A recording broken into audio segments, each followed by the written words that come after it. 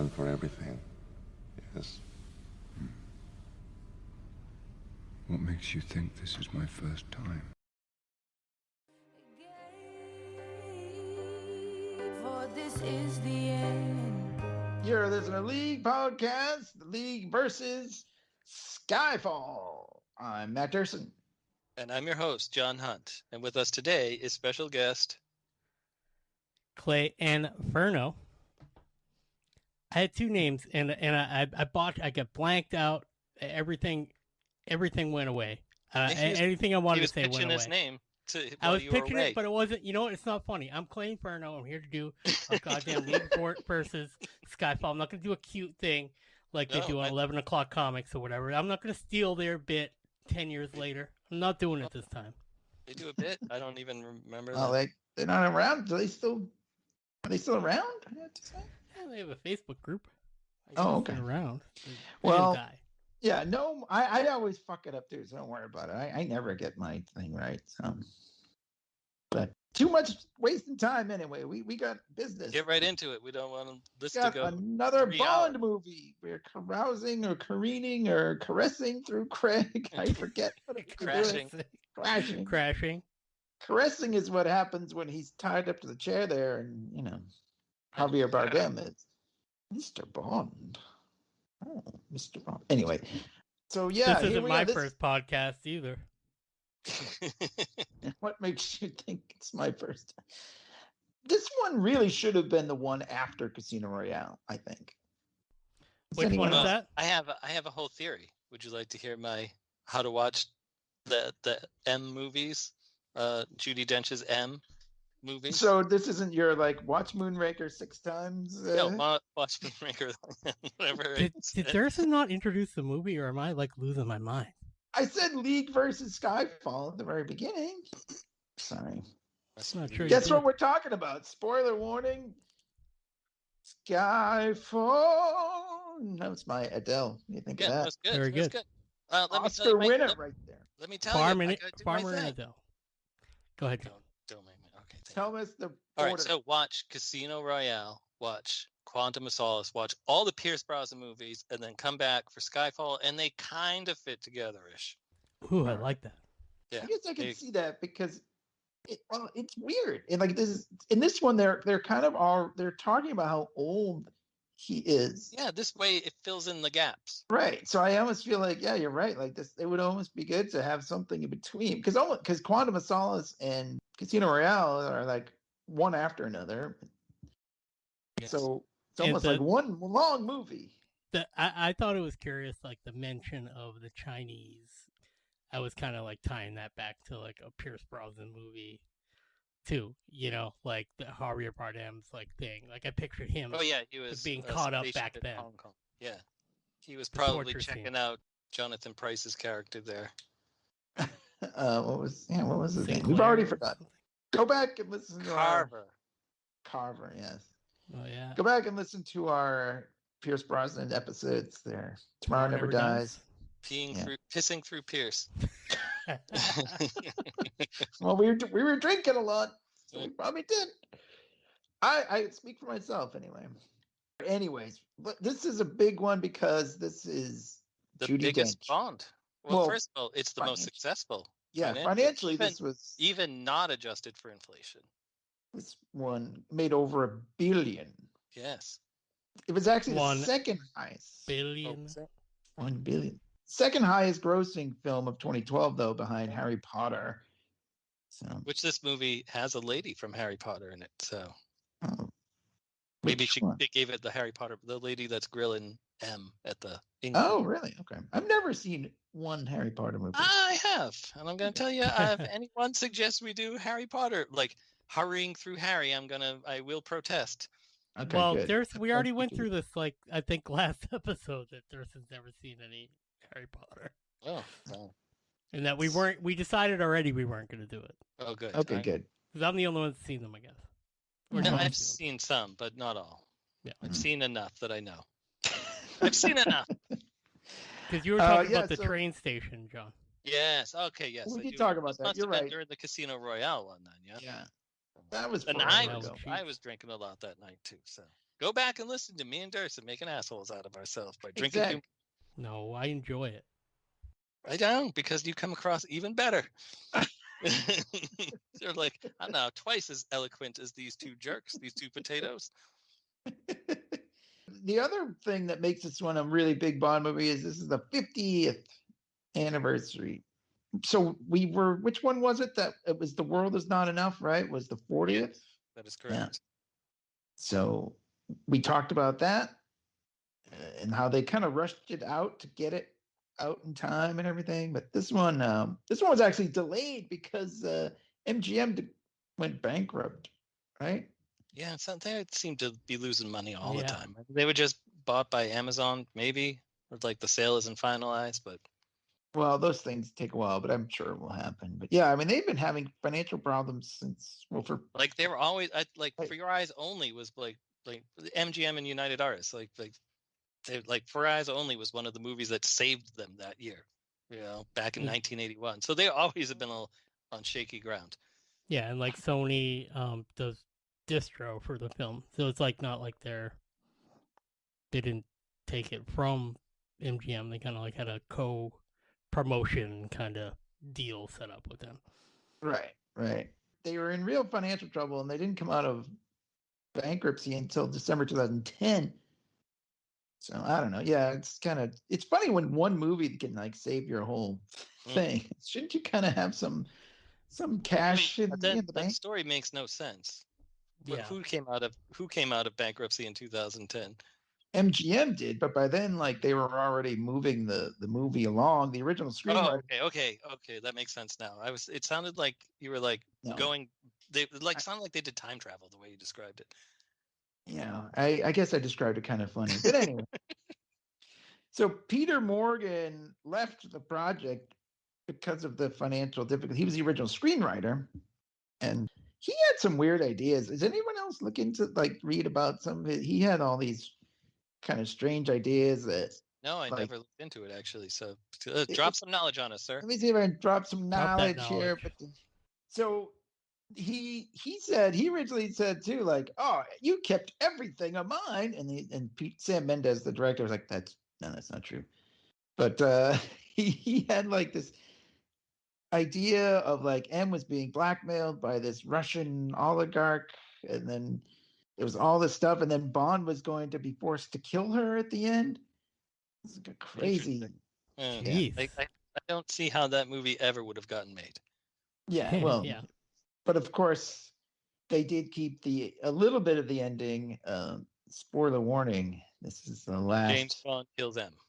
No, but she does die, and it is a little. Kincaid kills M. Sorry, Emma. Has to be this way. Emma, come on, Emma. Sorry, Emma.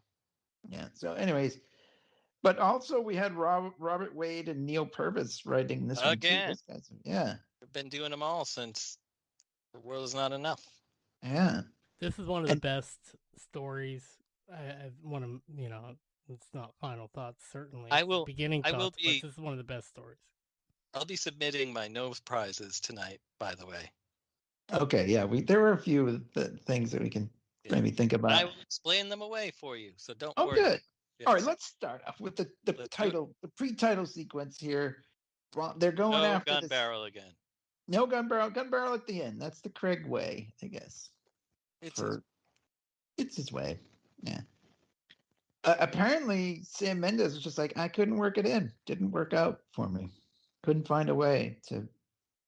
Like in Casino Royale, like it worked, Yes.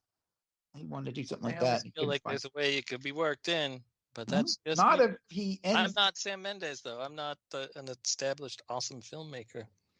Oh, he is an established awesome filmmaker, by the way. Yes, let's hear some of his credits.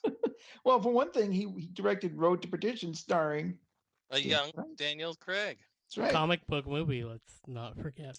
You're right. You are correct, Clay. I had forgotten about that, but that's true. He's also a British man. American Beauty. 1917, American Beauty, Revolutionary Road, which I didn't see, but I think it's pretty popular. Excellent. Oscar winner. Yeah. Jarhead, which I also never saw, and he was Spectre, which is coming. Go ahead and listen to our Spectre episode. And he's got his cinematographer, Roger Deakins, who was nominated for, it was like the first time a Bond movie was nominated for Academy Award for cinematography on Skyfall. He's got his music guy as well. Yes, which I think the score is fine. I do prefer David Arnold. David Arnold is, Shots the fired. tried and true. Right, he wasn't fired. No, No. it's just I said shots fired. Shots fired. Oh, yeah, that's John swinging his Skyfall around, making it known how he feels about the music. He's low hanging. I just said it was fine.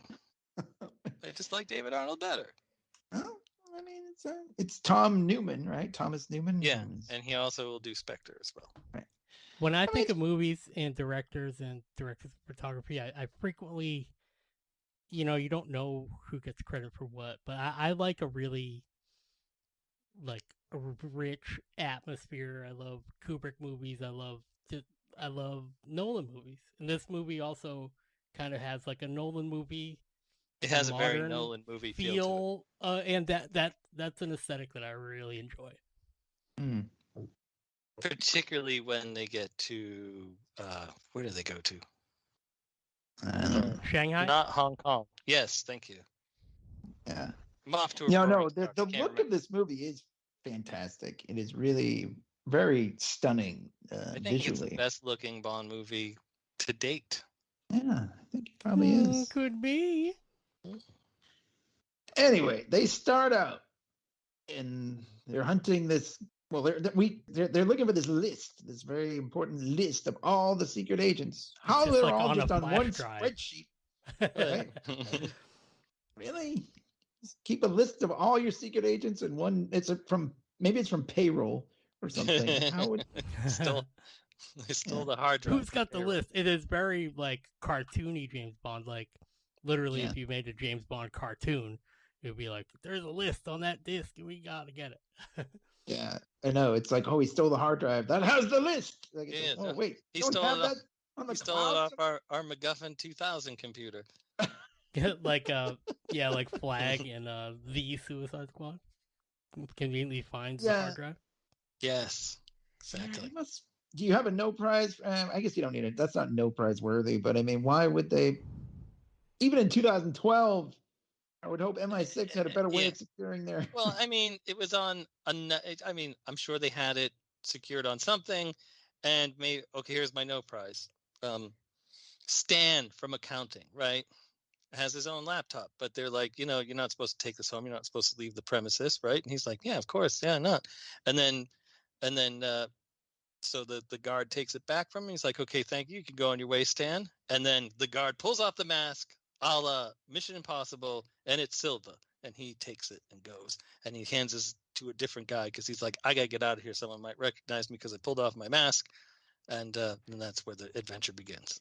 The only thing that would have been better is if you started whispering at the end of your description, and then he goes down to the guy and he gives like when you're like a little kid and you're like, and can you imagine if Snake Eyes and then like Roadblock was there and then they were like beating everybody up, all the Cobra guys. That'll be in my next no prize explanation. Well, the cool thing is there is a agent that has been wounded. Yeah, and Bronson. Bond is like, I can stop the bleeding. Yeah. And M is like, forget him. All right, I've got some more no prize time right here. So no prize for this for? It's pretty obvious. I'm gonna tell you why you need a no prize. Is this like the Cinema Sins? We're gonna like, what? I used to 750 no prizes. I used to enjoy Cinema Sins until he just started pointing out things that weren't sins, like just stuff that annoyed him. I'm like, it's not really a sin, Yeah. I agree with that. Anyway, what's the deal with this? Like, here's the thing. It's like, then he walks out the door and then Eve drives up and she's like, I know where he is. I'm following him. And I'm like, well, just have her do it and he can save Ronson. But here's the no prize. They're like, we can't have Eve do it. She's not a 00. You're the only 00 around. We need you to do it. So that's why. Well, I think, okay, yeah, I'll take that. You get a no prize for that. But I mean, it's pretty obvious that M was just like, I don't care. Like, she was ordering. I don't like when she gets a little too badass because I'm just like, come on. Bernard Lee wouldn't do that. He'd be like 007. you're going to stay there and help. He's one of our own. You know. Oh, it's true. She was That's a little different... cold like that in Casino Royale too. Yes. She just turns on the cold ice. Well, also ice in when in Quantum of Solace, where she's like, cancel his credit cards. This guy's done. Like, And then what is the old Tanner calls her the Wicked Queen of Numbers in Goldeneye. Oh, old Tanner. Yeah, the other guy that played Tanner. About that. I don't know. Whatever. I mean, it's very important. I mean, I think we're supposed to believe that this shit is important. So it's more important than this guy's life. Yeah, because it's hundreds of agents or thousands of them at risk, as opposed to the one person. You got to sell the stakes. You got to the needs of the many outweighing the needs of the one, perhaps. Exactly. Anyway, yeah, Moneypenny Eve. We don't know she's Moneypenny, but it's Moneypenny. But anyway, she drives up. He gets in the car. She's driving around, and yeah, clearly she's not like, I don't know. She can't even really. She's like banging the mirrors off the cars. Drivers, am I right? I was like, oh, we weren't using that or whatever. But they're chasing after this guy, Patrice, by the way, is the bad guy's name. Not that it matters. Patrice O'Keefe. Patrice O'Keefe. They're driving through the streets and everything, and he's on a little motorcycle thing. And... No, he's in an Audi first. Oh, first in an Audi. I'm sorry. He's driving a Tony Stark special, right? Isn't that what Tony Stark drives as an Audi? I don't know. Maybe I thought it was an innie. Sorry. Thank you. Good night. Terrible. Anyway, he's got a cool gun. I like Patrice's gun. It's like a Tommy gun with two things on it that shoots special bullets. Yeah, it's pretty armor piercing. Like what kind of bullets? They're like weird, like depleted uranium bullets. We do find out later that they are special. Anyway, yeah, Bond chases after him on it. They both get on the little motorbike thingy. And then they have a spectacular chase across the rooftops. Yeah. And apparently Daniel Craig did like as much of this as possible. Obviously not. I was watching some behind the scenes stuff, and Mrs. Elder was like, "Whoa, that's really him on the bike." Fucking A, man. This guy, no wonder he beats the shit out of himself. Yeah, he's also on top of the train when it's going over the bridge and doing the stuff. Like I know. Yeah, so there's train a cool. Yeah, hey Clay, train fight. They get on top. Well, first Patrice gets in the train. Bond he jumps on the train. Like so, he's on the. He uses his motorcycle to fling himself off of a bridge onto a train. Him being on the train, you skipped a lot going on there. He's using the backhoe to rip the backhoe. We'll get to that. No, I'm getting to the backhoe. Yeah. Oh, okay. Because that's the coolest part of this whole I thought you were talking about that he was on the train when he was like doing the thing with the suit and whatever. Well, yeah, he gets in it when he gets into this. Let's set up the gag because No, I'm all over the place here. But he uses there's like construction and like equipment and stuff on the train. He uses the backhoe to peel the Patrice unhitches the car there. Yeah, I think just by shooting it. Yeah, those super bullets are able to. Yeah, he's got special bullets, so he's able to do it because they're armor piercing. Bond runs out of regular bullets, so he hops in the thing. Interesting. Yeah. Makes and sense. then he takes that and uses it to catch onto the train car that's in front of him that's starting to pull away, and he uses that as like a ladder to get over across, like a bridge. It's also like twofold because it also peels it open, so you can just jump in the top. I've rewatched Casino Royale and Skyfall so many times that I noticed like they put these like things for the stuntman or for Daniel Craig, like they put like a I don't know what you call it, just like a metal grate on stuff that wouldn't usually be a metal grate for him to like walk up over the backhoe and like onto the train. Like, but there's like a ton of those in the parkour in Casino Royale, and in this one there's like a ton of these like little grates that are just like, because you wouldn't be able to step on that part of the backhoe. It's like there'd be like a piston or something there. You would like kill yourself. So they put these like little things on there for the stuntman. And it's like just so cool because I've like watched every frame of those a million times. Hey, it's great. In the commercial initially, it just looked like Bond had like dirt on his shirt, they changed it. I saw like a comparison of the two to like where he has blood because he was shot. Also, we might add. Oh, I thought that was coming up. I'm sorry. Yeah, no, he was because that's key. Yes, it's important. He was shot through there. So, here's a question that I don't have a no prize for. Oh. Why doesn't someone stop the train? Well, yeah, this is interesting because this whole time Eve is talking to M. Yes. Like she's like driving along, trying to keep pace, getting a little ahead of them and stuff. Yeah, at no point would they just like, okay, get the company, whoever, to stop that train. Yeah, do you think that would even be possible though, if this was a real thing? Could you like just stop a train like that? Yes, you can stop a train. Yeah, could you call the conductor and just be like, all right, we got guys shooting? Wouldn't someone that was working on the train notice that the back of it was ripped off? Like if someone misses their stop on the train, that they're like, pressing that thing. So someone would say something. But it's James Bond world. Where let's just pretend that... And all the civilians, nobody gets hurt or anything. They're just like in their dining car or whatever. He pops in. Well, this is the cool part of the whole thing. We cannot skip this. As he jumps into the train car, after he peeled the roof of it open, he adjusts his cuffs. Very sexy. Yeah, very Pierce Brosnan in the motorboat kind of way. That's right. In The World Is Not Enough. Oh no, he does it in the tank, and he also does it underwater. Yeah, he does. Yeah, it does it both. So, what did I read? Speaking of his, there were 85 Tom Ford suits made for this movie. Wow, that means there might be a couple left over that we could look into. I think 85, and they're all all special, tailor-made. Yeah, well, they got to do. First of all, they've got to make things for suits, like for when you're fighting and stuff, because you can't fight in a real suit. They've got to leave little areas that are extra fabric, so you can punch a guy or kick a guy or whack off a guy. No. Hey, I have a somber note since we're talking about Tom Ford. His partner died. His partner Richard Buckley died at 72 just yesterday. Oh, yeah, they were together for quite a long time. Jeez, something like 35 years or something. Man, pour one out. That's too bad. Sorry to hear that. Just thought we should mention him since we're talking about his suits. Yes. Yeah. Well, yeah, there were 85 suits just for the scene. Apparently, they weighted down the tie as well, so it wouldn't flap around so much when he was riding. What I needed at the wedding. Damn it. Yeah. Too late. Fishing. Anyway, in there. So they end up fighting on the top of the train. I think this is where my love affair with train fights really started. Oh, interesting. Look at this. And why I started noticing them, like when there was train fights or car fights or just your regular old stagecoach,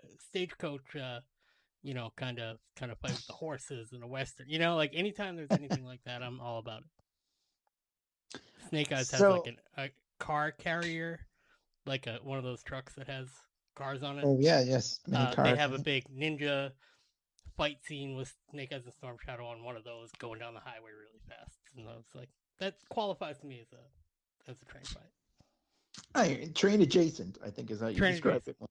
Yeah. So, anyways, they're about to go. The train is getting close to a tunnel. Eve is there. She's got a gun. Well, they're going over a bridge that'll go into a tunnel because you need the bridge part for this. You're right. You do need a bridge part because it's. And you also need to have a roadrunner come up, paint it on there first before the train can go through. Paint it instantaneously. Yeah. Have it dry quickly with just one color, but it just happens to look all like that. It's like a dark tunnel, man. So Moneypenny is, she's like, okay, I don't know if I have a clear shot. I might hit Bond. And M is like, take the bloody shot. She doesn't care. If you hit Bond, this guy's important. Wow. And what would happen? Okay, now this isn't no prize, but this is speculative. So let's say you shoot Patrice or Bond. You shoot them both, whatever. Let's see, one shot kills both of those guys. And then the flash drive is just in one of their hands. It's gonna just fall off. They can I don't know. I was They going to can say they track could it. track Bond or something, but they can't. We can't track the drive because they don't know where it goes. So, Right. But I mean, maybe if he was dead and in the water, they could dig it out because they know where he fell in the water. well, they didn't find Bond after he fell in the water. Huh. And the hand grabs him and pulls him down. Yeah, which I'm going to point out. I heard this on some review I watched a while back that the fall Daniel Craig takes after getting shot here by Eve when she misses. Eve hits Bond in the chest, and falls off the bridge, and is a longer drop than Christopher Walken's Zoring character falling off the Golden Gate Bridge in View to a Kill, and that killed him. I mean, he would have. There's no way. Yeah. Like, I mean, oh yeah, this is superhero time. Yes. He like must have fallen onto like a ferry full of mattresses. Well, here's a no prize for it. There was a slight updraft because of like in between. There's like the bridge, on both sides of like the mountains there that creates like a wind tunnel effect that slowed his descent enough that it didn't kill him. Oh, okay. Yeah. And he didn't bleed to death or anything either, thankfully. He's shot by two different people. He's okay. I don't have any no prizes printed out, so I'm just gonna have to Venmo you a couple. Yeah, we'll tally them up at the end. There's a lot of no prizes in this movie, so send us just virtual no prizes. Yeah, that'd be fine. I mean, like, well, anyway, whatever. So he falls in the water, and then we get Adele, the Skyfall, the first time a James Bond movie was an Oscar winner for best song, which is pretty cool in my I don't know if anybody cares about the Oscars anymore, but still it's pretty cool. It was nominated very cool. I think 4 Bond songs before this were nominated, but this one. So there you go. Good. It's pretty big. It was pretty big. It was everywhere. It's essentially just her singing Skyfall over the James Bond theme. It's like the same chords underneath. I think it's an okay song. So I think it's an okay song too. I think this is a great title sequence, one of the best. I think it rivals Casino Royale as my favorite title sequence, and GoldenEye. I'm gonna just predictably totally agree with you. I think it's one of the best, if not the best. I love the song. I listen to this song and Adele's record accompanying this song like over and over again. I love Adele.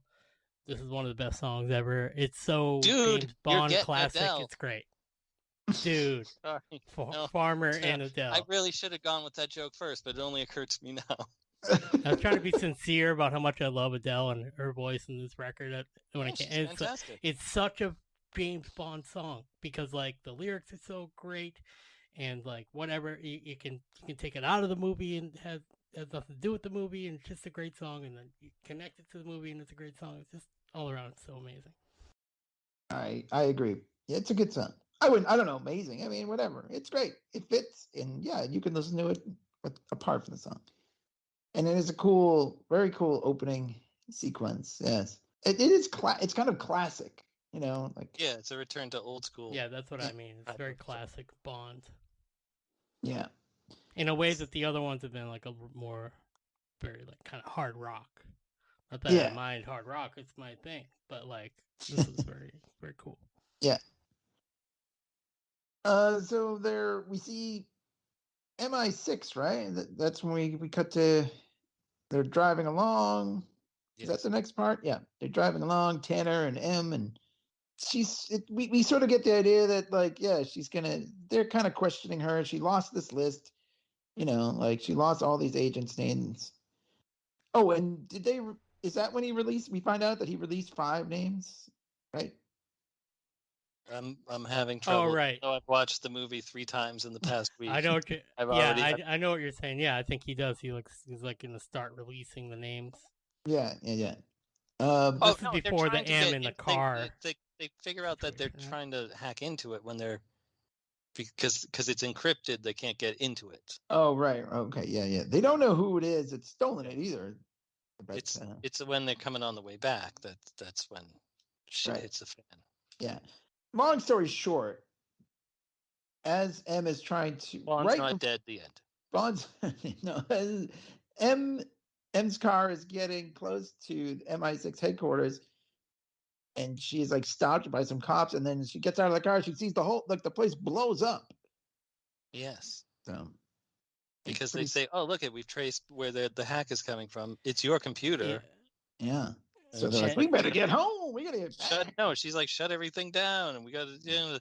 And I guess that MI6. I always thought it was just an explosion that they superimposed over the real building, but apparently they exploded a real bomb on a miniature and superimposed that over the building. Ah, nice. Interesting.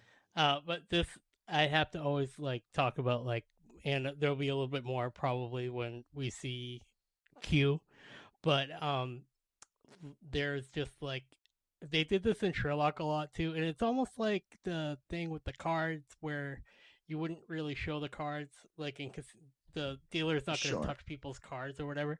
Right. But they have to show that they hacked into M's laptop in the car. So they put up this like animation with the skull, and it's like, fuck you, or whatever it says. It's like, think on your sins. Think on your sins, yeah. Yeah, and it's like it's like a Sex Pistols thing. It's like, or something, or I'm getting like confused with when they did the exact same thing in Sherlock. Like a skull and crossbones, like laughing kind of deal. I don't remember exactly what the design is. They have her laughing, and then it turns into skull and crossbones. Oh, that's right. Yeah. But they did kind of look like Monty Python. You're right. But like they're like, you have to kind of show like it's like for regular people. But I mean, my no prizes with Q later on are actually more on a technical nature. But I like how they're like, ha ha ha. Like if you hack into somebody like. Like the Russians aren't doing that to like the oil pipeline. They're just not putting up an animation on the screen. They're just like fucking it up. So I think we skipped over something. Like when she was going to see Mallory, right? Yes. Ray Fiennes. Did we mention? Fiennes. And he's telling her, she's like, "You firing me?" And he's like, "No, it's you're gonna retire in 2 months voluntarily or whatever." Right, he does say that, like, but it is because she lost this list, and they think she's kind of losing it, and maybe they don't even need MI6 or whatever. I'm reading the plot synopsis again. I watched this movie 3 times this week, but just none of it stuck apparently. So. Well, I mean, yeah, it is.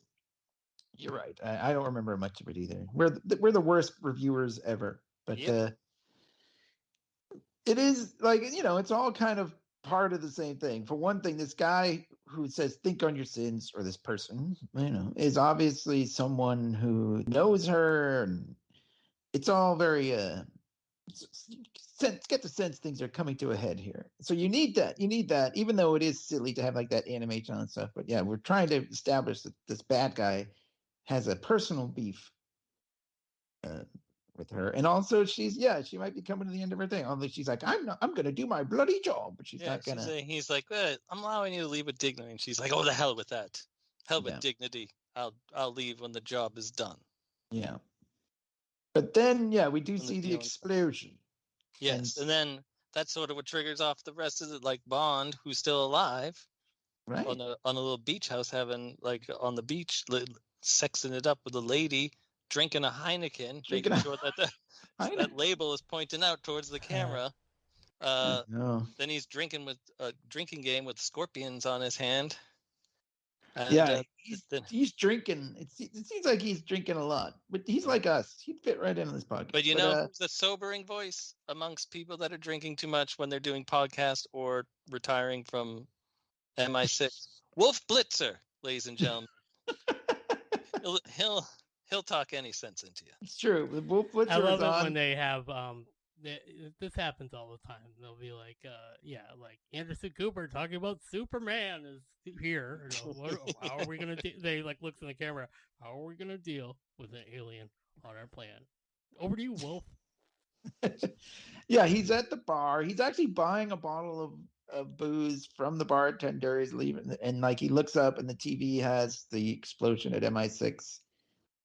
And Bond he's sort of like snapped back to like, whoops. And Bond's like, can I put on Kelly and Regis or whoever? I guess it would have been Regis and Kelly back then. Yeah, maybe.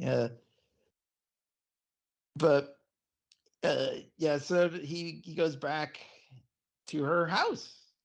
Well, she pulls up in front of her house, which, here's a little knowledge drop for you, is the exterior of that shot of her going into her house is former late composer John Barry's house of James Bond fame. So, yes. The inside is not. That's a set. But the outside is his place. His old pad. Wow. So M lives there now. Yeah. And Bond is in there, and she's kind of like, how did you get in here? And she acts a little cooler. She's like, what kept you, kind of thing. You know? Oh yeah, I guess you're right. Yeah. She turns on the light, and it's like whenever I turn on the light in the dark room and my cat's there, and it's like, hey. Do you say what kept you? Yeah. It's like, what, they run out of drink where you were, kitty? They run out of Purina? But I like that he says 007 reporting for duty. So I like it. He's like, I'm back, baby. And meanwhile, she's like, oh, take a shower. You're gross. Yeah, you're gross and weird looking. Yeah, she's like, kind of looks like Pansy. Yeah, and he's like, oh, I'll go home and change. She's like, oh, we sold all your stuff. We sold your flat. The stuff because she makes a point to say that we do that with agents that have no family. Indeed. But really, she's like, you should have called. But he did say he sent a postcard. Yeah, I mean, we don't really even know how long he's been gone, but 3 months. Oh, okay. Well, they said like this when Mallory's like, it's been 3 months since they stole the spreadsheet. Stan's laptop. Yes. There is a funny joke when he goes back to M's office and her little bulldog, her little desk ornament bulldog thing is there. Yes, they make a point of showing that in the first scene too. Yeah, but never in any movie prior to this. But yeah, that's kind of weird. But so the whole office goes up in smoke, and that thing survives, which is kind of funny. So he has to do all his tests again. He has to basically be reinstated and do everything again, like he was like a new agent. A video game. Yeah, it kind of is. Yeah. If your Zelda gets erased and you cry like I did. Why me? But so he's got to go do all this stuff again. And he's fucked up because he's still got bullets in him. Yeah. Which is strange. He only has the bullets that Patrice shot in him, not the one that Moneypenny shot in him. Essentially killed him. Maybe some doctor, wherever he was, took that one out, but he didn't. There was no prize coming your way, buddy. All right. So what do you say, Clay? On which part? I know, I'm just checking to make sure we didn't lose you. You didn't lose me. Okay. On which? So yeah, his aim is really bad because his shoulder still has all those bullet fragments in it. Nasty stuff. He's trying to do like the cardio and stuff, and he's kind of like breathing heavy. He's doing his pull-ups with his iron gym there, Yeah, that's right. He kind of falls down. He can't really. Well, that's after Tanner leaves. He just collapses. Right. Tanner's there giving him like the lowdown and everything, and then as soon as he leaves, he's like he doesn't want to do it in front of him, but. As he says, we can do this another time if you want. And he's like, you know what? Let's. And that always makes me think of when we used to say it as kids. What? Let's. Yeah, I mean it's it's a little rough, but at the same time, it's funny to think like, wow, we've been watching James Bond movies for 50 years, and like this is only his third one. But if you go by the Pierce Brosnan the M watch list I gave at the beginning, then it's M really watch list. I love that. Yeah, it's really his sixth movie or something. So sure, you're right. I didn't know that at the time that was the list. So, anyways, he goes in and it's like, oh, you passed. Oh, the other thing before he also gets like a psychological evaluation. They do word association, which is kind of random. Well, before this though, doesn't he like gouge the bullet out of his chest, out of his shoulder? I guess after he does his push-ups or his pull-ups, he does his, on his man bar or whatever it was called. Yeah, and he keeps it like, so what did you eat for breakfast this morning? He's like, I call it the Iron Gym because that's what I have. I have one of those things. I didn't remember the order, but yeah, he does. It's gross. He stands in front of a mirror and just takes a knife. Maybe someone can get a no prize on this. Why didn't he do that sooner? I guess he never had to shoot a gun or do push-ups. 3 months. You got that in you that you could have just taken out? Or why didn't he see Yeah, something? why was that the MI6 bathroom that's in the subway like cleaner than your like tropical, beach? Paradise? Yeah. Where Well, I they guess, say like yeah, the we should beach point is out. like like a natural like disinfectant stuff. Yeah, that it's salt good to water. be out there. Yeah, it's good for you. We should point out, you're right though, Clay. Thank you for that. Yeah, after the explosion, MI6 relocated to this old bunker, sort of underneath the city, which does play into it later on a little bit. So anyway. So anyway, does self-operation, drops off a baggie with his gun fragments, bullet fragments to Tanner, and then finds out that he passed. He meets with M the next day, finds out he's passed. Mallory is there. They have a conversation. That's when he's like, Bond, you're old. It's okay to admit you're old. If you go by the M watch list that John came up with, That's exactly what he says. Yeah. Otherwise, he's like, we've only been with you for 2.5 movies. It's really doesn't count. Like, why am I strapped to this chair with fucking this guy whacking me in the balls, and I'm like, watch Moonraker 19 times in a row? What kind of watch list is this? With the exception of being whacked in the balls, that sounds like a good time. But yeah, I mean, a typical sort of like action hero fashion. It's like, nah, I'm not old. I can still do this. And he doesn't like Mallory at first. He's like, oh, it's this guy. You go out in the field often, you jerk. Yeah. It's out that he's been in the field. So right. I've always liked Ray Fiennes. Just as an aside, I've always thought he's good at. I like him in just about everything, except I never saw The English Patient, even though it's probably his most famous movie. But at least you didn't see The Avengers, right? Not The Avengers, no, not the Marvel's Avengers, the other one with him and Uma Thurman, right? Yeah, and Sean Connery. Oh, it is one of the worst movies I saw it in a theater. Wow. Thankfully, I saw it, like on the Tuesday night where you got it was like $2 movie night or whatever. But still, I paid money to watch that piece of crap, and it is a piece of crap.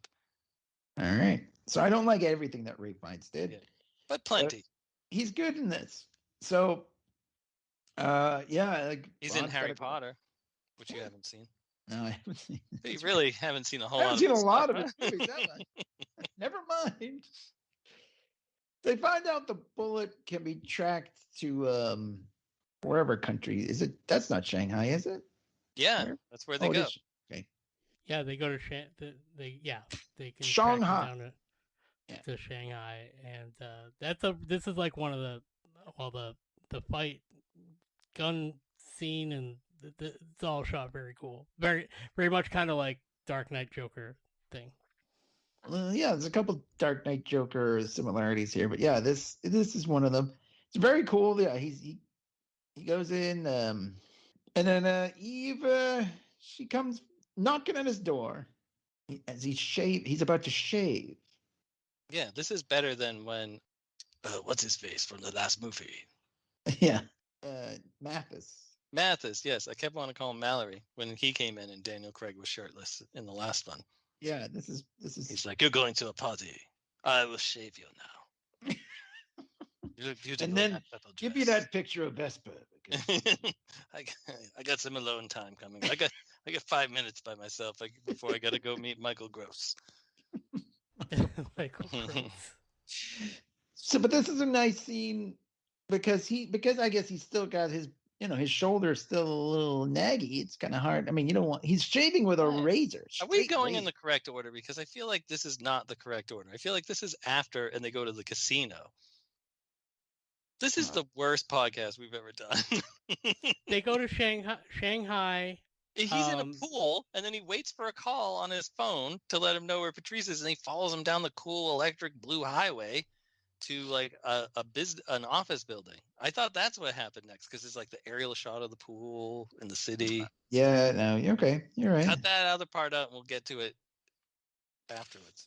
He goes to, so he still has like a beard when he goes after Patrice. Yes, okay. Yes. All right. His beard, and we also left the part out where he met up with Q. Oh, I thought that was later. This This is like the worst. Well, I don't know why you guys want to go like point by point, like every single scene that happens in the movie. Like I feel like we should do jump that. around. If you jump around them, there's then it does that. It's a jarring experience for a listener. I feel like don't we will be definitely so hard on about... yourselves. Is all I'm saying. Jeez. Well, I thank you for. All right. Okay, so he's in a museum and we meet Q the first time. Ben Whishaw, I think is how you pronounce his name. Wishaw. I like him as Q. I like the young. Nothing against Desmond Llewellyn or any of the. I love Desmond. Yeah, of course. They're all special in their own way. But I like this sort of new age Q, which is another way to illustrate that Bond is kind of older and Q is, because Bond even sort of makes fun of him for being so young. Because when he says like, "Oh, I'm your," because M does say, can I say this? Maybe I forgot. I don't think it hasn't been said in a long, long time what Q actually is, but M actually says like the quartermaster. They do. Yeah. They mentioned it in previous Bond movies too. Quartermaster. Maybe I just missed it. I feel like they almost never mentioned. Do you know what a quartermaster is? Define it. No, I don't. Oh, I'll tell you. I wasn't saying. I wasn't saying that. Challenge. Like, why don't you? Yeah. Why, no, I don't. Why didn't it happen? Why didn't you? Quartermaster, like in a Navy or the Army, they're kind of like charged with barracks and like letting supplies out. Like they're like a seasoned, withered potato of an Army person that has experience. So they're like good because they go, oh, like we'll send those troops like 50 meals that'll get them through the next like couple days, and then but we are gonna ration this, and then let's like send that team like these super guns, and so like they kind of like manage the supplies. That's basically what Q does. It gives him a special gun that can only react to his handprint or whatever, which they also did in License to Kill. Right. So I don't know why this was made sort of like the thing, because he never uses the gun. No, one time there is a scene where a guy tries to shoot the gun. Yeah, and that's he can't. That's it. But Bond never uses it. No, but he doesn't. He uses his gun. That's his gun, so he can use it whenever he wants because it's his gun. Other people can't use it. Yeah. It doesn't matter. But he never uses it, and there's going to be an unexplainable no prize coming up in the scene where he's following Patrice. First, Q also gives him a radio too, so they can track where he is. And I love Bond, like a gun and a radio. It's not exactly Christmas, is it? And he says, "Were you expecting an exploding pen?" Yeah, throwing a little shade on GoldenEye for some reason. I thought the exploding pen was a fun. I love the exploding pen. That was great. But it is of all the things you could have made fun of. Yeah, you could have said, a duck on your head while you're swimming. We don't go for that anymore. Or secret, rather. Plenty of other things that were just weird. Right. All the goofy Q gadgets that you could have. Exploding pen. Exploding pen. But we don't really go in for that anymore. So that's kind of like lunch. Yeah, that's smart. He could have said an invisible car. Yeah. If you're going to say something like that, say the invisible car. Yeah. I think you've been down here a little too long. Why didn't you say invisible car? I don't know. Yeah, what if Bond said that? He's like, exploding pen. Why didn't you just say invisible car? Yeah, the exploding pen can kill people. Yeah. Well, I guess the invisible car could too, but yeah, I guess run you over when you don't know it's coming. Anyways, what the hell scene is next then? Because I don't know. So then he goes to Shanghai, he follows him down the electric blue highway, and sees him kill a guy in the hotel lobby, and then he goes in. Okay, yeah. He takes his gun out. He does that because they had to CGI out the fact he was wearing leather gloves. His gloves kind of go on and off throughout the whole scene. Yes, that's my problem with this. I can't no prize this one away. No, this is just a mistake. Sometimes a mistake is a mistake. Wow. But they did. They took they in certain shots. So he was like, oh, they're like, crap, he's wearing gloves. And they had to like computer generate Daniel Craig regular hands. That's weird. Because in the car before he gets out, he clearly takes off his gloves. Yes. And then he's not wearing them, and then he's wearing them when he's holding Patrice. Holding the guy off the edge of the thing. Yeah. Can you give me a no prize on why Bond doesn't kill him before he kills whoever that is that's sitting in the chair? But he's kind of he lets two guys, like several people die, because then when he walks in, there's a bunch of other dead security guards, and then he assassinates a guy across the hall, across the whatever, to the next building. In the next building. And then Bond goes after him. And then without being able to get any information, this is like a theme of all of Craig's movies. Well, I do want to say how well this is shot, because this scene, outside of the fact that Bond's kind of negligent and lets a bunch of people die and he keeps taking on and off his gloves, the lighting and the effects in this, where they're like in all the glass, it's like very like how we did listen to our Bruce Lee podcast about Enter the Dragon with all the mirrors, because like he's able to sneak up on him because of the reflections in the glass in the building, and it's real fucking cool. And then so cool. And then Patrice shoots the guy across the window who's like looking to buy a painting that's in real life is stolen and has never been found. A sexy lady there, and she's like just watching the two of them duking it out. Yeah, she seems nonplussed by this whole thing. She's kind of just like, oh, look at those guys. One of them is about to throw the other one out the window. And it's all done in silhouette. Yeah. With this the fight in silhouette is very cool. LED screen thing going on, and it's fucking cool. Every now and then you get a muzzle flash because they're fighting with the gun in the hand, and then he gets him out of the window hanging there, and that's when he puts his gloves back on, apparently.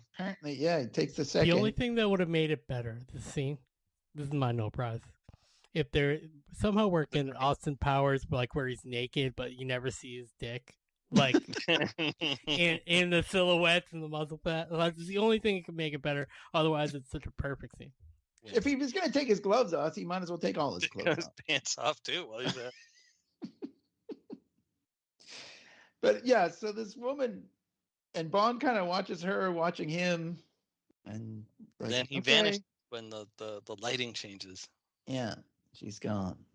I've forgotten what her name is, but Severin. Okay, or Severine, I don't know. He goes through Patrice's bag, and there's a poker chip in there, and from Macau.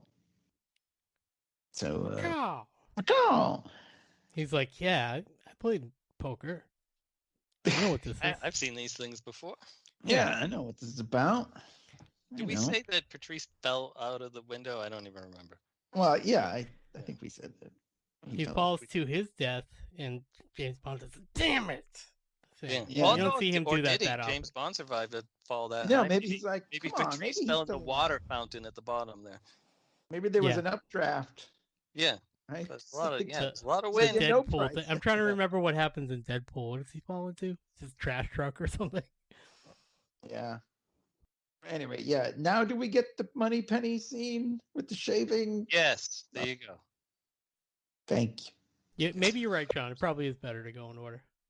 I'm sorry. I take back my no prize. Well, we can cut it. No, I appreciate what you were doing, Clay. You were trying to not make us feel like, so we wouldn't keep going, we're so stupid. We're so stupid. But we are so we are so stupid. We are so stupid. That's why no one listens. Let's not present it as us being any more stupid, because it's only going to get worse from here on out.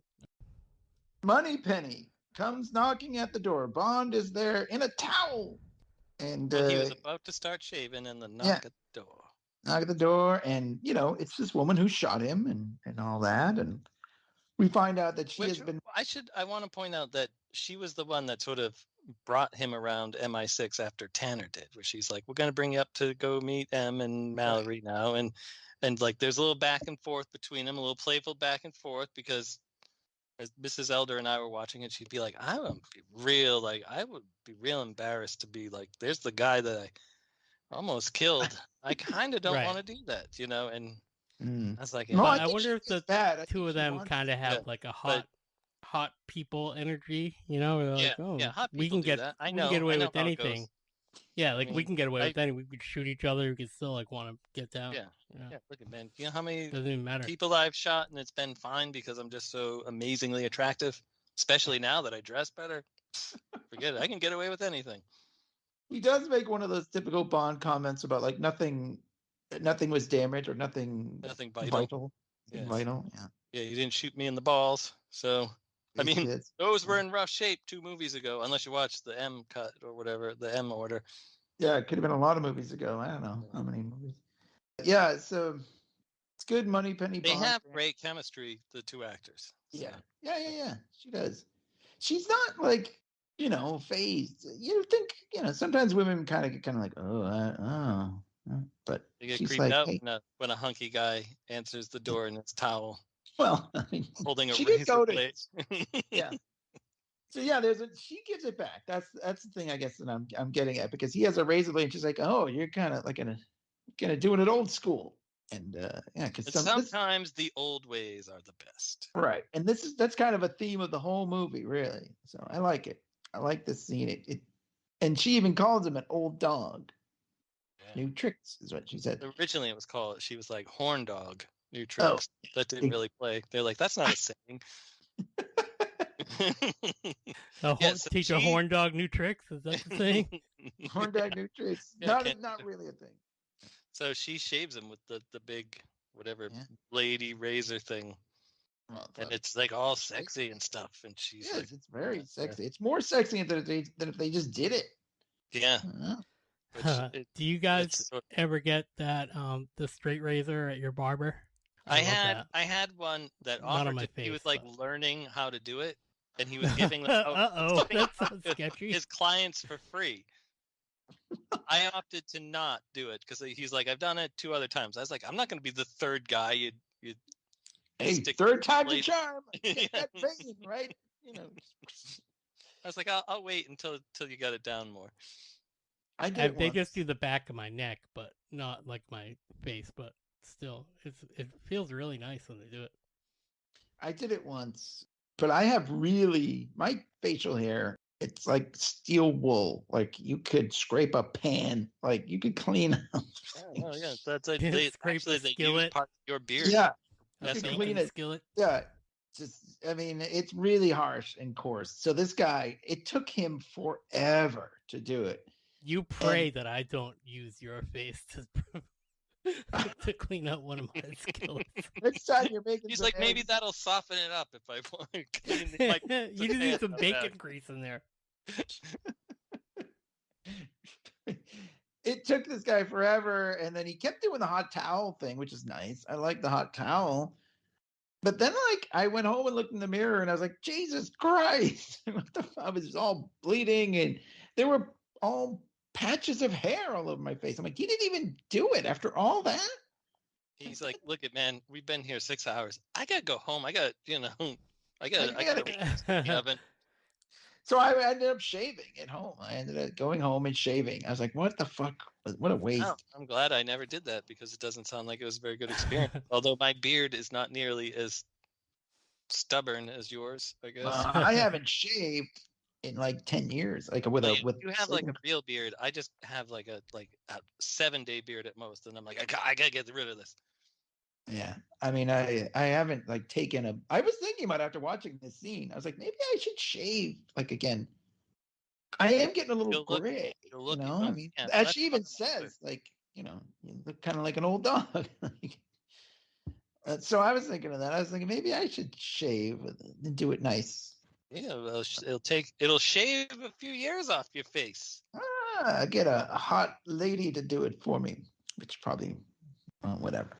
Anyways, in the next scene, which also looks very beautiful, he's going to the casino in this little boat just floating. Yeah, this is not even a location. This is all done on Pinewood backlot and filled in with CG stuff afterwards. On the James Bond stage or whatever. The James Bond. It's done on the Pinewood tank, I think. But the rest of the interior is that James Bond's 007 stage.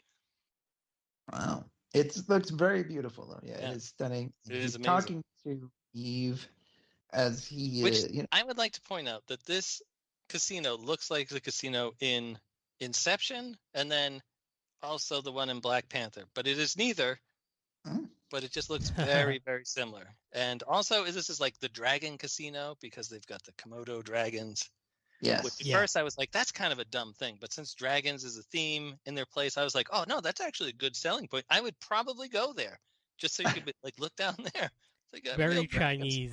very Chinese art in there. And I was gonna say, like, calling back to Casino Royale when he's like, "Stop touching your ear." He tells the same thing to Eve. Yep. That's right. Don't I touch know your it. ear. They're communicating through their little headpieces, and much like how I liked the podcast effect in the last movie where they were on the plane talking through the headsets, I like that when they're far away, they sound like they're talking through walkie-talkie things, and as they get closer, their natural voices are filled in. Yeah, I very did good not know sound that. editing there. Yeah, the subtle It is effect. interesting because at first you're almost like, who the hell is he talking? But like then you see her there. They just sort of subtly pass by. It's one of those long tracking shots of him walking in and everything. It's very cool, very well done.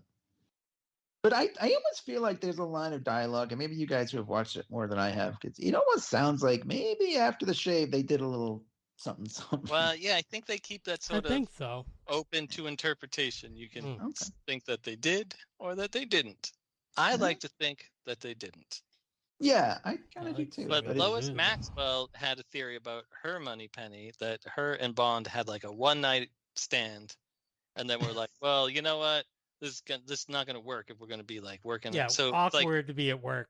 yeah. Like So that. so after that, it was just like a constant teasing each other about the time that they did the nasty together. I worked in a nightclub, so I can't say that this has happened to you guys, but I almost want to say that's like a universal Well, it didn't thing happen that's to me. happened to people. I've Right? Is never- that like seems pretty universal? Or it's happened to a lot of To- people. It's happened to me a few times. To ruin like co-working relationships. It's just like, oh, we hooked up that time, remember? And then it's not a big deal. You know, it's just like it was just a thing. You still work Yeah, with them or I'm whatever. too Sometimes it's stupid awkward to or do that. All my one night stands turned into like 5-year relationships. So. whatever. No. Yeah, I know. I don't think That's not yeah, I one mean, night, John. Sorry. No, I know. It's like one night plus like, several hundred after that. Yeah. Tough. A one night, several hundred stand. One night, several hundred times. The stand itself was one night. All the other things, I don't know what you call it. It wasn't a stand. It was just like I don't know, but I went apple picking. laying down. Okay. So whatever. Yeah, I mean, you can interpret it any way you want. I do like she says you scrub up nice or whatever, and because he's got his suit on and he's. Oh, this is shaved. I'm gonna say this is like the best tuxedo that Mhm. I have my it's favorite fucking suits hot. that Bond wears, but it's like I didn't pick up on it when I saw it in the theater. It wasn't until I had it on home video that I noticed that it was like a deep blue tuxedo. Like, you notice it in the day shots. You don't notice it so much when they're in the casino, but Yeah. so yeah, nice, yeah. so nice. It is nice. So anyway, It's on my list. he turns in his poker chip, and the lady kind of gives him like a look, and she gives him this huge suitcase full of money. And then he meets Severin again, Yes. who watched him kill Patrice. And she's telling it, and they talk a little bit, and she says, "Oh, they're going to kill you." And Well, he's kinda- he figures it out. He's like, why do you have 3 bodyguards? And he figures out they're not bodyguards. They're kind of like keeping her hostage because she's like a sex worker, and yeah, her guy who's like keeping her is like terrifying. And he's like, I can help you. And she's like, no, you can't. Cause what do you know about fear? And he's like, everything. And she's like, not like this. And yeah, then, she's like, well, I'm going to be on this boat that's leaving in a half hour. If you're still alive, come on and we'll do the nasty. right. I mean, it's So- kind of I don't know. There's a whole Wikipedia just about this Severin. How do you say it? I want to say Severin, I Harry think? Potter. I want to say Slytherin. I don't know if it's Severine or Severin. I don't know if they ever use Severin. Severin. Let's say Severin.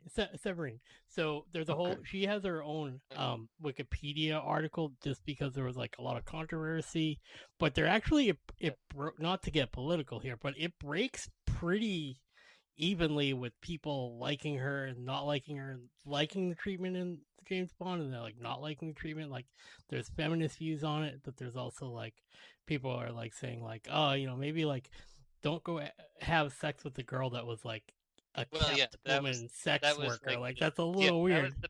That was the big controversy at the time. Which Yeah.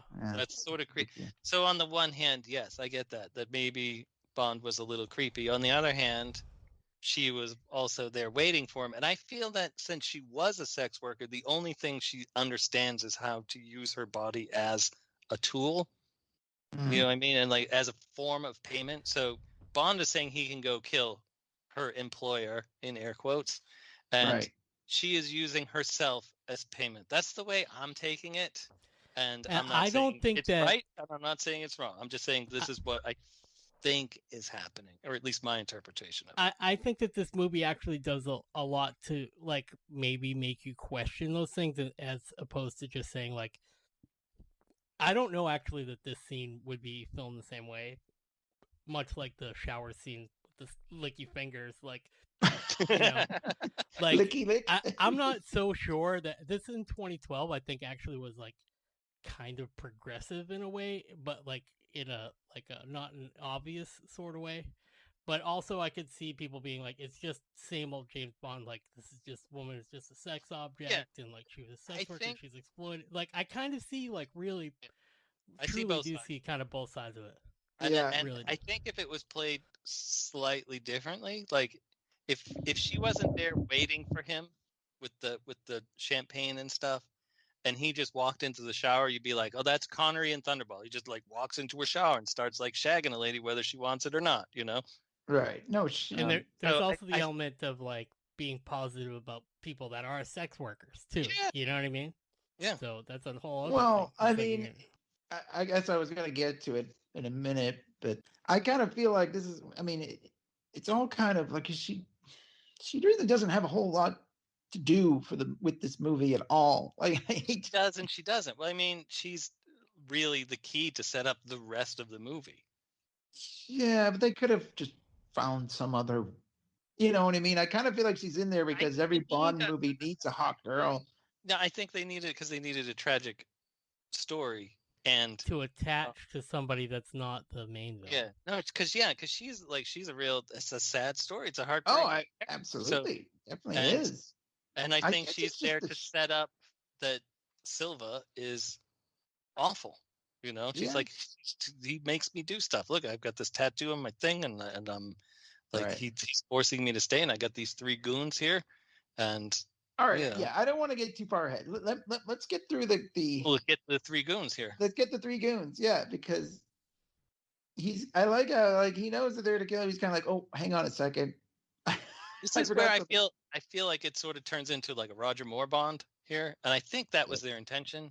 If I recall watching the commentary correctly, he was like, it's got a little Roger Moore flavor here. Yeah, I can see that. They hop in. Also, this is the next like James Bond movie I go to watch with the commentary. It's not on my iTunes digital whatever extras. I don't have the commentary for this one or the last one. Dang. Bummed. Well, sometimes the old ways are the best ways, and I watched it on a physical media. Oh, look at this. Keeping with the theme. Busted out the old 16 millimeter, huh? Yeah. On silent. I just had to remember. I just had to imagine what Sam Mendes was saying. I would also like to point out that we sounded like we actually sort of knew what we were talking about there for like 5 minutes. Oh, that'll pass. Oh, I know. I'm just saying. Can you edit that out? Sounded like real film reviewers after starting off so badly. Edit that out. Yeah, edit that out. We don't want anyone thinking. I know. See, if you stick with us, listeners, once in a while we have a pearl here. It's a gem. Yeah. Anyway, so it is kind of Roger Moore. But he beats up the guys with the suitcase full of money. They're so dumb to fall for it. Whatever. They fall into the dragon pit. As we said earlier, the guy takes Bond's gun. He can't shoot it because it's coated to Bond's palm. Bond is kind of standing there watching. Good luck with that. Yeah, dragon comes up behind him. Yeah.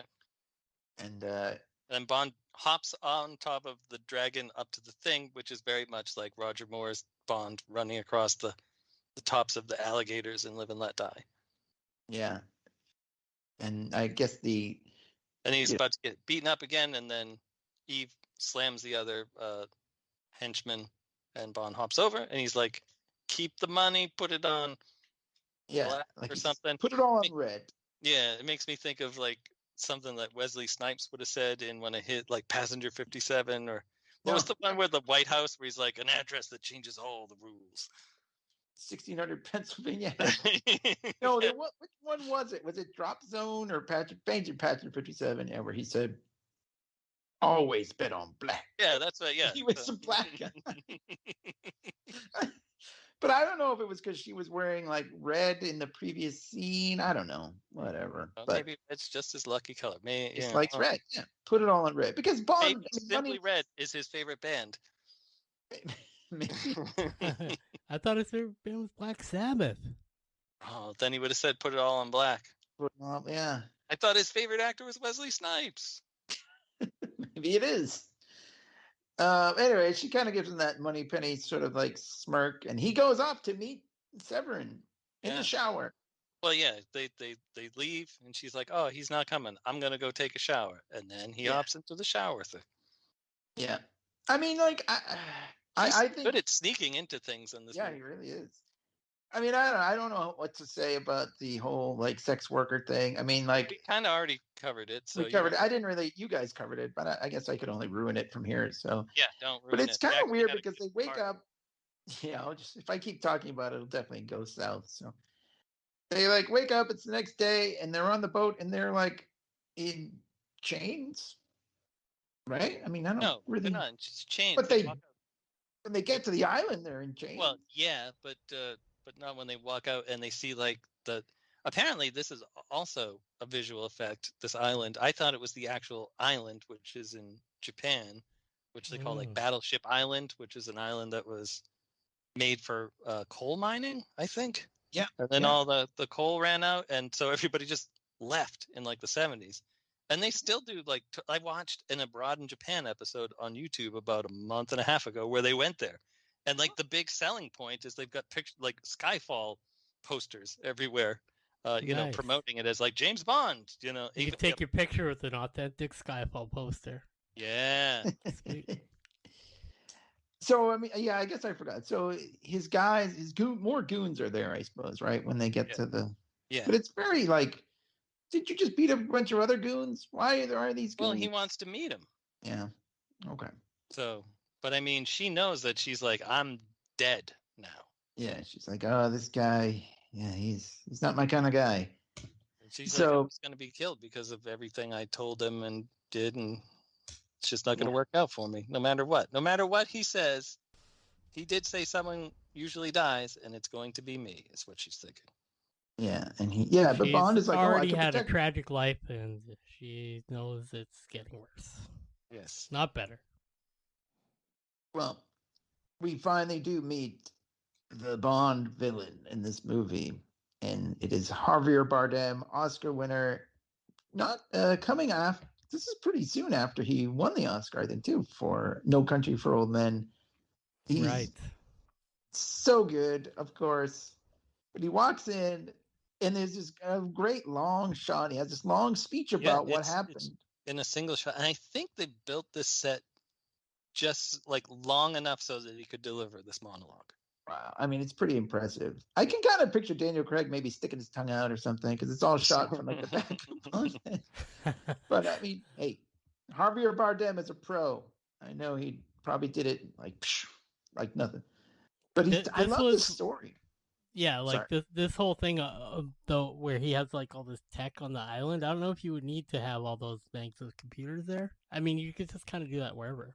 I think, right? Well, on the I really understand that. On the commentary track, apparently their research was they met with a bunch of computer hackers, and so they based it on what. Oh, cool. Said. Yeah, so I love that. Yeah, I think you need servers and stuff to be able to. No, but it doesn't need to be like on this. Bruce island. Wayne has his server. Alfred.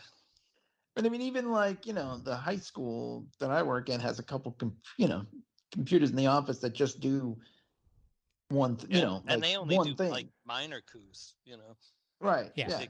Like. But they don't have to have an island just for their servers. No, but he did that just so that he wouldn't be bothered by anybody else. He did. He went to this island because it's like a cool place to go, I guess. But I love the story about the rats, how they got rid of the rats, like in the Rat King. It was a rat problem in at the island, and what they decided to do is put all the rats together, and then when the rats got hungry, they ate each other. That's a real thing. It's the Rat King phenomenon, I guess. Like that's what happens if you do that to rats. They will. That's my favorite become Netflix. one. They'll become one just big mess of them killing each other, and then one becomes the king at the end. Rats are gross. Rats are disgusting. Every time there's a rat, I think of that story about that person you told me that kept getting nibbled on by rats at night. Yo, yeah. They couldn't and English wasn't their first, right. Like they were like, oh, something's like it not in their broken English. They were trying to describe like something was coming in and scratching me in the middle of the night. And when someone finally figured out what it was, like they were like, "You mean rats?" She's like, "Oh yes, rats." That's it. Like she just didn't know the word. Vomit. Oh, I know, it's so gross. But I mean, so his story, it's not like a king rat really. There are two rats at the end because they won't eat each other. I guess I don't know, but they don't want to eat each other because they don't have a taste. Like they only have a taste for rat. I don't know. It's whatever. It's a gross story, but it's very cool. Like it's a cool bad guy story. In the hands of Javier Bardem, it's even cooler. I don't know. It's almost as cool when you say it and mess it up, kind of, but. Exactly.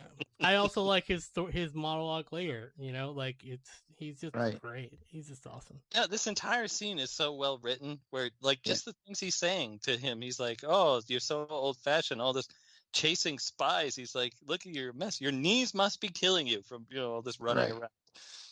And see, if you even look, we talked about Bond's suit, which is dark, and he's wearing a white shirt. Javier Bardem is wearing a white or cream coat and a dark plaid, or a shirt with he's design. Like the inverse.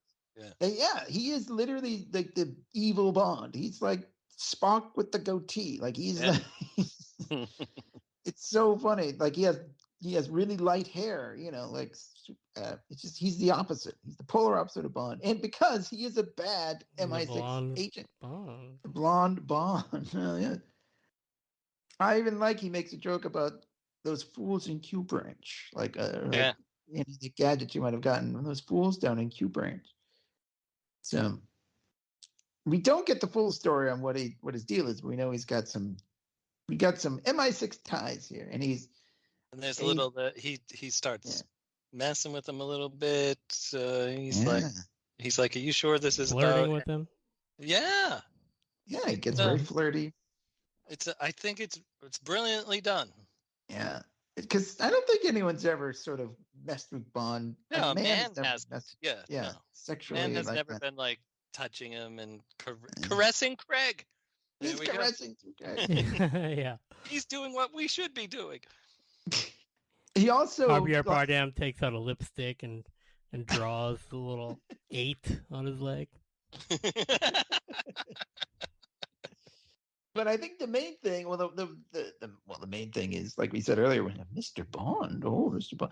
But he's also telling him that you were not cleared to come back to combat duty. Like M just sent you out here. He's trying to paint M as like this bad person who sent you out when you were not ready. Like, I saw all your test scores. Yeah. So hacksaws. So yeah, it's kind of interesting. Like you could say, "Oh, M wanted me out there because I'm like the man and I'm the best, and she trusts me and she knows that I'm the best." But he's like, M just she sent a guy who's not even ready back out there. It's funny, different take. Not funny, not funny, but ironic funny. Ironic. So in typical Ian Fleming sort of thing here, I feel like poor Severin is standing out there in handcuffs. She's got a bloody, mouth. Clearly, she's been beaten, and and he's there. This is Sam Mendes said he wanted to put in a sort of Fleming-esque kind of scene. Yeah, where they would do something like a game like this. He's got a 50-year-old glass of scotch, as old as Bond itself, 1962. It even says clearly on the bottle, a Macallan. Yeah, I know. My favorite. I looked up how much that was. Oh, that's a lot of fucking money. $43,000. I didn't put together the Bond in the 50s Stupid idiots. Still so stupid. Oh God! no, Why? don't. Cut that part out. Cut that part out. We want to make it not sound like we hate ourselves. So, All right. I get be it. a lot now. of I mean, I'm cutting not out of this. interested in drinking, so I didn't pick that. Now I get it though. I get 50 years of Bond, 50 years of Scotch. It's Yeah. okay. Why not? Clay, I watched the Bond YouTube movies made video. $45,000. So, I've had expensive Scotch before at that place. The what's it called? The Oak Room, North Dakota. But that was like $100 for a shot or something. Yeah, that's and I don't what know why. Thurston had Somebody bought when it. we went out after watching Transformers the movie in theaters. Yeah. And then, like, the Wow. next day, he was sort of like, I wish I hadn't spent $96 on that glass. Yeah. That was a lot. I used I haven't had that Scotch, but I have used Scotch tape. Yeah, It's 50-year-old almost Scotch the same. tape. It still sticks. It doesn't go down as smooth, but Here's a funny story. Actually, I went to a Macallan tasting. Rachel and I went to a Macallan tasting in North Dakota. Mrs. Commander. This is Commander. Sorry, we went to a. It was free, which was the crazy thing. I think it was. But they were just like, "Hey, we're awesome and we have cool stuff." So like, they're like, "Here's the 10-year. Here's the 12-year. Here's the 15-year." And they were like, "Just so you know what this will taste like, here's a very small, like a sip, the smallest sip of 100-year-old Scotch. Like you will never, ever see this or buy this or any, like nobody even buys. You wouldn't even. No one buys this. I didn't even sell it, but they said, we have 100-year-old bottle of Scotch. Here it is. You may have one drop out of the Basically, eyedropper. there were like 20 people there or whatever. Yeah, we all get this tiny little sip of. It was the most unbelievable thing. Like the other Scotches were great. Don't get me wrong, but I was like, oh, this is, and they only do that just so you know what that money goes to. What you'll never have. Exactly. It was ridiculous, but it was so like, oh my God, this is what 100-year-old Scotch tastes like. You're like, So- if I buy a bottle now and I live to 146, I can find out. Well, it doesn't. Once you take it out of the barrel, it ages in the barrel. If you have Stan take it for you. Who? I From forget who Fountain. I was talking to somebody once, and they were trying to explain to me about liquor, and it was the same kind of thing. They were like, "Oh, well, I'll just hold on to this for 10 years." I'm like, no, once it comes out of the barrel, that is the Scotch. Like that is how the Scotch is going to taste. It's only going to get worse. It's not going to taste better. Like if you keep it in the bottle on your shelf for 10 years. He kept it in his bottle for 50 years. No, it's barrel aged. It doesn't matter. Anyway, he puts the Where did glass. he get it from? It was half. He had drank half of it already. Oh, I know. He must have Maybe it been was waiting. on the island. The rats were protecting it. Yeah, right. I mean, I don't know. He got it from Macallan. I don't know. Maybe he went right to the He's got distillery, a ship. Maybe he had his own distillery. which is in Scotland, I believe. So maybe he was checking out Skyfall. I was like, oh, the Macallan distillery. Anyway, they put this tiny glass of Scotch on top of poor Severine's head. And he says, okay, we're going to take turns. And so one of us shoots the glass. Poor. I mean, I don't know. I was hoping Bond was going to pull something out of his Well, hat. let me tell you something. According to Sam Mendes, he's pretending to be a bad shot so he doesn't kill her. Right. But I mean, earlier in the movie, we saw that he could shoot.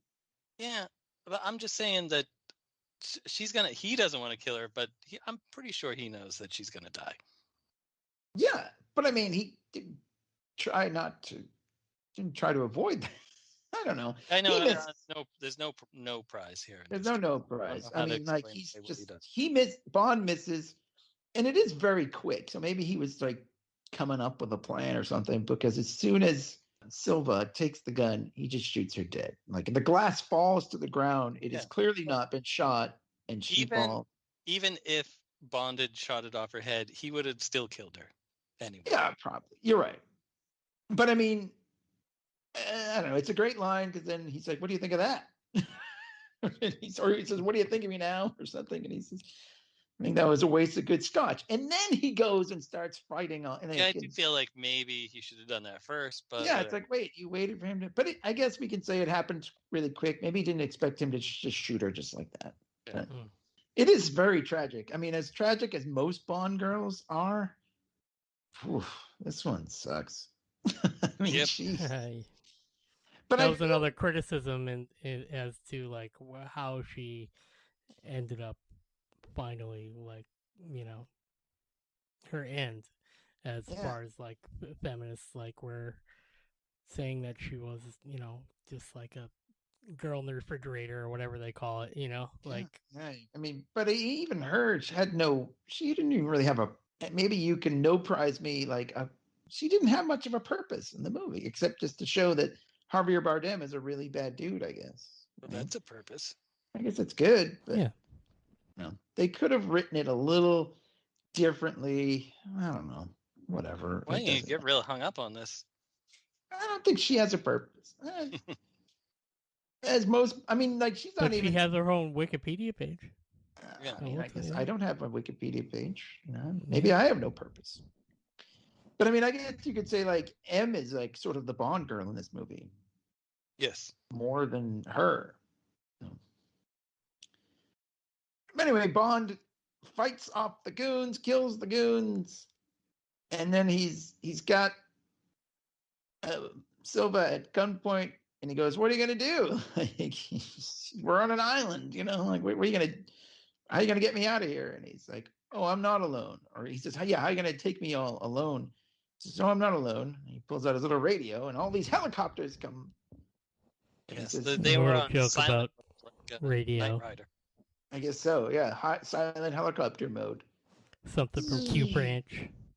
Yeah, is it the latest from It's Q called silent helicopters. The latest from Q Branch. Oh, and radio. Yeah. So, it's a fun, callback to the line a few minutes before when he says those fools in Q Branch. So. Would they give you an exploding pen? No, they got me an invisible car. No, it just drives through. But this is the next cool scene, as we were talking about earlier, with Javier Bardem in the special, like, only for movies sort of glass prison. Yeah, they this is like where you put like Loki or the Hulk or the Joker The and Hannibal. I mean, they literally could just throw him in any Shifra. cell. He's not like super powered or anything. I mean, in a way, like well, I just think there's a lot of like you said kind of earlier, and I was saying like there's a little bit Joker with him because the cyanide, bleaches his hair, and like fucks up his face and everything, and like really? he's just so crazy, and like he is kind of like he's not super Dark Knight powered, but yeah, it really is. It's very similar. But it's, I mean, I don't mind. I think it's great. Like, he's really cool. I'm all aboard on this. Hey, Me yeah, too. you're gonna.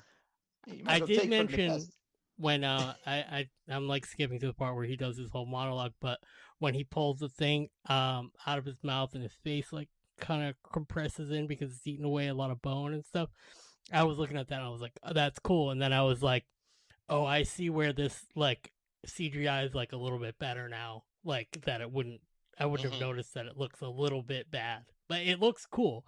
But it was like 2012 cool, and now you wouldn't know that it was fake, Right. Just I also feel that since he got that done, he might as well have taken the rest of the teeth out that were left because they look like they'd be in a lot of black. Yeah. So I just found out how much it costs per tooth to get one replaced, and that's true. Yeah.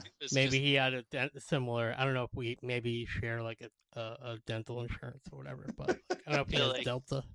He's got to carry dental insurance because he has more than 2,000 thugs in his employ. Yeah, right. Well, that's okay. He needs the dental insurance. Otherwise, he'd have to be paying out of pocket for that. My God. Benny's. So I guess we didn't mention. So what happened was, he was an MI6 agent. He feels M hung him out to dry, and so he cracked his cyanide tooth, and it didn't kill him, and which is supposed to poison you and kill you. He said it burned. Fucked him up pretty bad. Yeah, it fucked him up pretty bad. It burned his throat. Oh my God. Ugh. M is there, so it's kind of like, and she's like, "Hey, you did what you had to do. This is what we do. It's not a big whatever." Yeah, look at. I told someone else to shoot him right over here. Right. He standing right here. Yeah. You're trying to kill me. And he's kind of giving her the like, hey, he says something like, "Hey, mommy," or whatever. It's like she's M and Bond and him are intrinsically bonded. However you say that, they're bonded because they're also like agents together. They're more like the sons of M, and like she's like, look, he's like, look what you did to me. You know, like he's like the bad son. That Well, just, like, he's rebels, like, you know? I used to be your favorite. You know. Yeah. Yeah, right. That too. Yeah, the whole dynamic there too. Yeah. Yeah, and he's like, she'll sell you out too, and whatever. He's like, trying yeah, to. it already happened. Didn't you watch the beginning? She shot. Yeah, she's. She also took Before away that my hand pulled me passports down in to the last water. movie. Yeah, she sold my Sold my flat. flat. Yeah. So this is the part I think coming up, Clay, that I think you have an issue with, and I think any computer person would. Enhance. No, It's a little bit. no. They take Silva's laptop, and Q plugs it right into their network. There's no way they would do that. No. Also, like maybe like the disc that had the file on it. Maybe that was like a computer. They have I forget what they call it. It's like AFW, where it's not attached to anything. It's just on a computer. You can't access it. Like, you know, you would like definitely like have this computer like not touching anything computer wise, but also just I really didn't like the Quantum of Solace like big touch screens everywhere. This one was a little bit more realistic with Q, and he was looking at the big map and being like, oh, here's over there, it's decoding something in Middleborough or whatever, like Greenborough Station, whatever. It's figuring stuff out, and it's like visualizations. It like looks like Jarvis or whatever. I mean, fine. If I can accept it in the Avengers, I can accept it here. But like, just it looks like fake, and not exactly how things really work. But what can you do? Well, I mean, you've got to make it look cooler than it's still. Yeah, you don't want to make it look like my office. And like, I would love it if it looked like your office. With my Windows computer with old monitors and keyboard stacked up over here and everything. It probably is what it's really like. Yeah, you want to make it look cooler than that.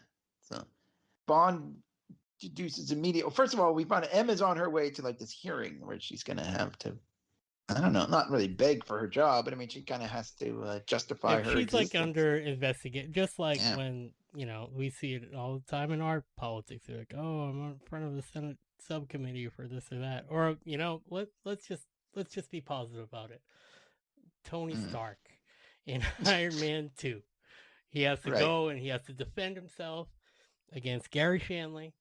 And this is what's This is the theme to Gary show. Theme to Gary. Meanwhile, Bond knows, this is the Joker part. Like, he wanted to get locked up in the what is it, not MCU? I almost said MCU. It is MCU. It's Major Crimes Unit. Major Crimes Unit. Yeah, there you go. You want to Super Action Force accounting. Yeah, right. So Bond is like, and he runs down there, and of course, I'd just like to point out that Javier Bardem is locked up around the corner from like a bunch of, you know, like data entry people, and they don't notice that there's a giant like light thing going off, like flashing, like alert, and like anybody's been killed. They were just like, nah, I was just sitting here putting in some numbers, and you know, I didn't even notice. I didn't hear anybody get shot. I don't know if I didn't notice the giant alarm going off. Yeah, I don't know if I was like that data entry person and just spacing out. All I remember is I just watched this last night and I was like, yeah, here he is with this cool, you know, I'm like so into the cool monologue that he does and taking the tooth out and everything. And then then all of a sudden it just fast forward and there's a subway train. Like, I don't remember how he like gets out. I don't remember how he planned it. I don't remember any of that. I'm just plugged the computer in and they figured something out. All these like doors opened up. So they don't show him. You just go and you see the empty cell and the guards are dead. Yeah, and you see that there's like a grate in the floor open and Bond runs down. Just great. You just and then you have a train But meanwhile, like Q is looking at the screens all over. Like there's always like, cameras "Oh, everywhere. dear." I guess. He's just like, whoops. Mrs. Elder and I like this scene because he's like, oh, the door, Bond's in the train tunnel. He's like, the door's locked. I can't open it. And then Q's like, put your back into it. And me and Mrs. Elder always say this to each other. He's like, you come down here and put your back into it. It's funny. Well, first of all, before we get to that point, or maybe it's after that. Yeah, I don't remember. But yeah, like he's like, is he on the train? Like the train's leaving. Should I get on the train? Like he's like and Q's like, get on the train. It's already left. Security yeah, and so Bond has to run on there. And then there is a very Roger Moore part where two people looking at Bond running and hopping on the back of the tube as it's leaving the station. And he's like, oh, he's in already. Yeah. Well, the British thing that he says, I'm not saying this to correct you, but it's just very funny in British. He goes, oh, he's keen to get home, eh? Oh, yeah, that's even better. He's keen, eh?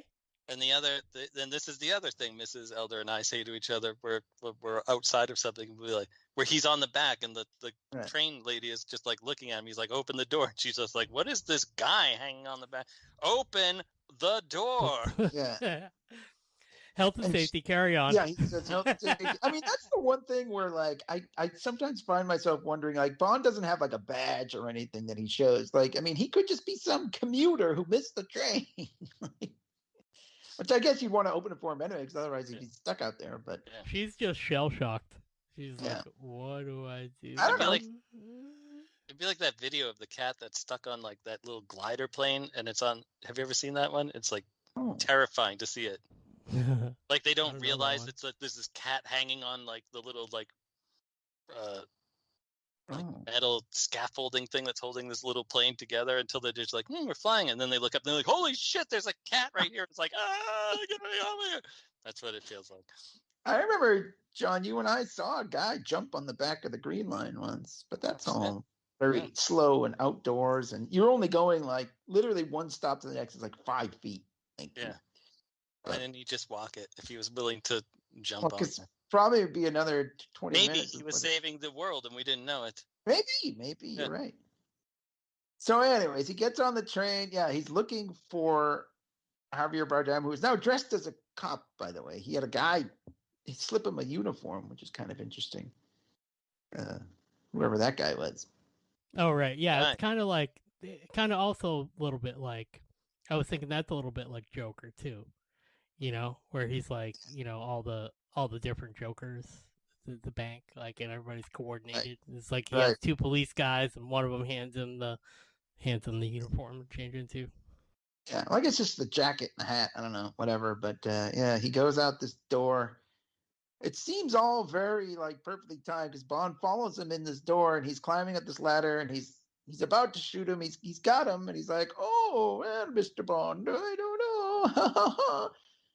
And I'll have my no prize explanation in a minute. Okay, the tunnel thing explodes right when the train happens. The next train happens to be coming, and the train comes through the hole that just blew open right at Bond, and Bond has to dive out of the way, and it's all very cool. He also a callback where he's like, it's a little thing called radio.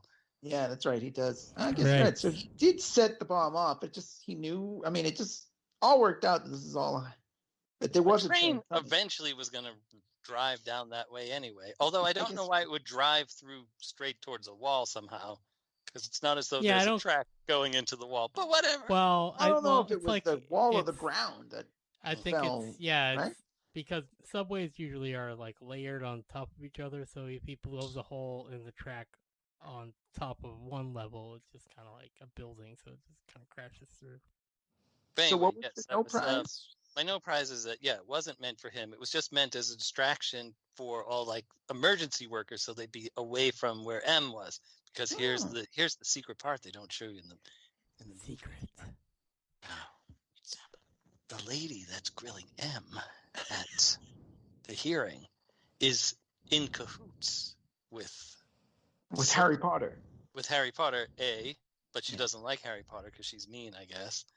But no, here's my theory: that she's paid off. So Silva had her do this. So that's why there's a hearing at this exact time. He paid her off to set it up like that. So that's why all that stuff can happen, because she's on the take, so to speak. All right, I like that. No Hello, prize. hello. I mean, I'm willing to let a lot of things go because it's just a movie, and you want to believe that the bad guy is so smart that he could, and whatever also, it was. Also, he's got Plan A, B, C, and D. So if Plan A isn't going right, he switches to Plan B. So this might be a whole mishmash of various plans. It may not just be one plan. It could have been several that he's like, okay, guys, on the walkie-talkie, we're going to go with Plan D now, because we Bond came this way. Let's do this one. Yeah. Also, I'd like to point out that when he's walking through the subway station, he walks right by 2 Omega watch adverts in the subway station. Oh, interesting. Bond's watch of choice. Maybe he saw that and said, Omega. What? I'm going to need to get a couple watches. Anyway, they go Is that to a Commodore? No, it's an Omega. That's a joke for me and John. So they go to the room, the court. It's sort of a courtroom where M is being questioned. She does give a nice speech herself. She reads his poem because her late husband, she said, which we find out she had a late husband. Yeah, he hasn't shown up yet. Why is he so late? Yeah, come on. This is her hearing. This is her big thing. Jeez, what kind of husband are you? He was into poetry. She's like, despite my, lack of interest or something like that. I kind of like that. Just reads Vogon poetry to him. Yeah, just like in Hitchhiker. Go back and listen to our Hitchhiker's Guide. Thank you. But yeah, of course, just as she's reaching the end of the poem, Javier Bardem comes in, and he's going to shoot them all. There's a lot of shooting. This is a fun. Right. I do want to say something else here. It's going to be another. This is a no prize. It's going to be like they're getting messages. So it's a surprise. That's true. They're getting messages from Q going, Silva broke out. Get her out of there. It's not safe. And Tanner's like, hey, you know what? Silva broke out. It's not safe. He's coming here after you. And she's like, no, I'm not going anywhere. And instead of, Tanner should just get up and go, there's a crazy guy coming. Yeah. To kill everyone. Everyone Harry should Potter leave. lady's like, are we straining your attention? No. But it's crazy it's like guy. Yeah, not a big deal. But now, I guess this wouldn't work in my theory of her being on the take, because she would just be like, do you expect us to believe that? Continue on with the interrogation. I mean, maybe they just thought Bond would catch the guy. Maybe they're like, it's okay. Bond will take care of it.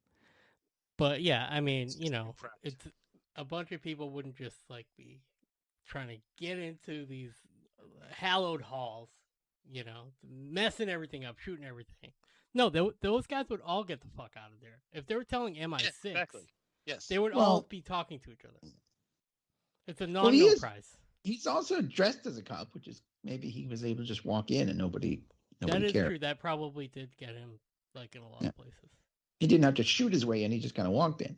Anyway, whatever. He gets into the room and he shoots all the guards and he's about to shoot M. And Mallory, Ray finds, is there, pulls her out of the way, and he takes the bullet, which, it's a good moment. And then Bond shows up to save the day.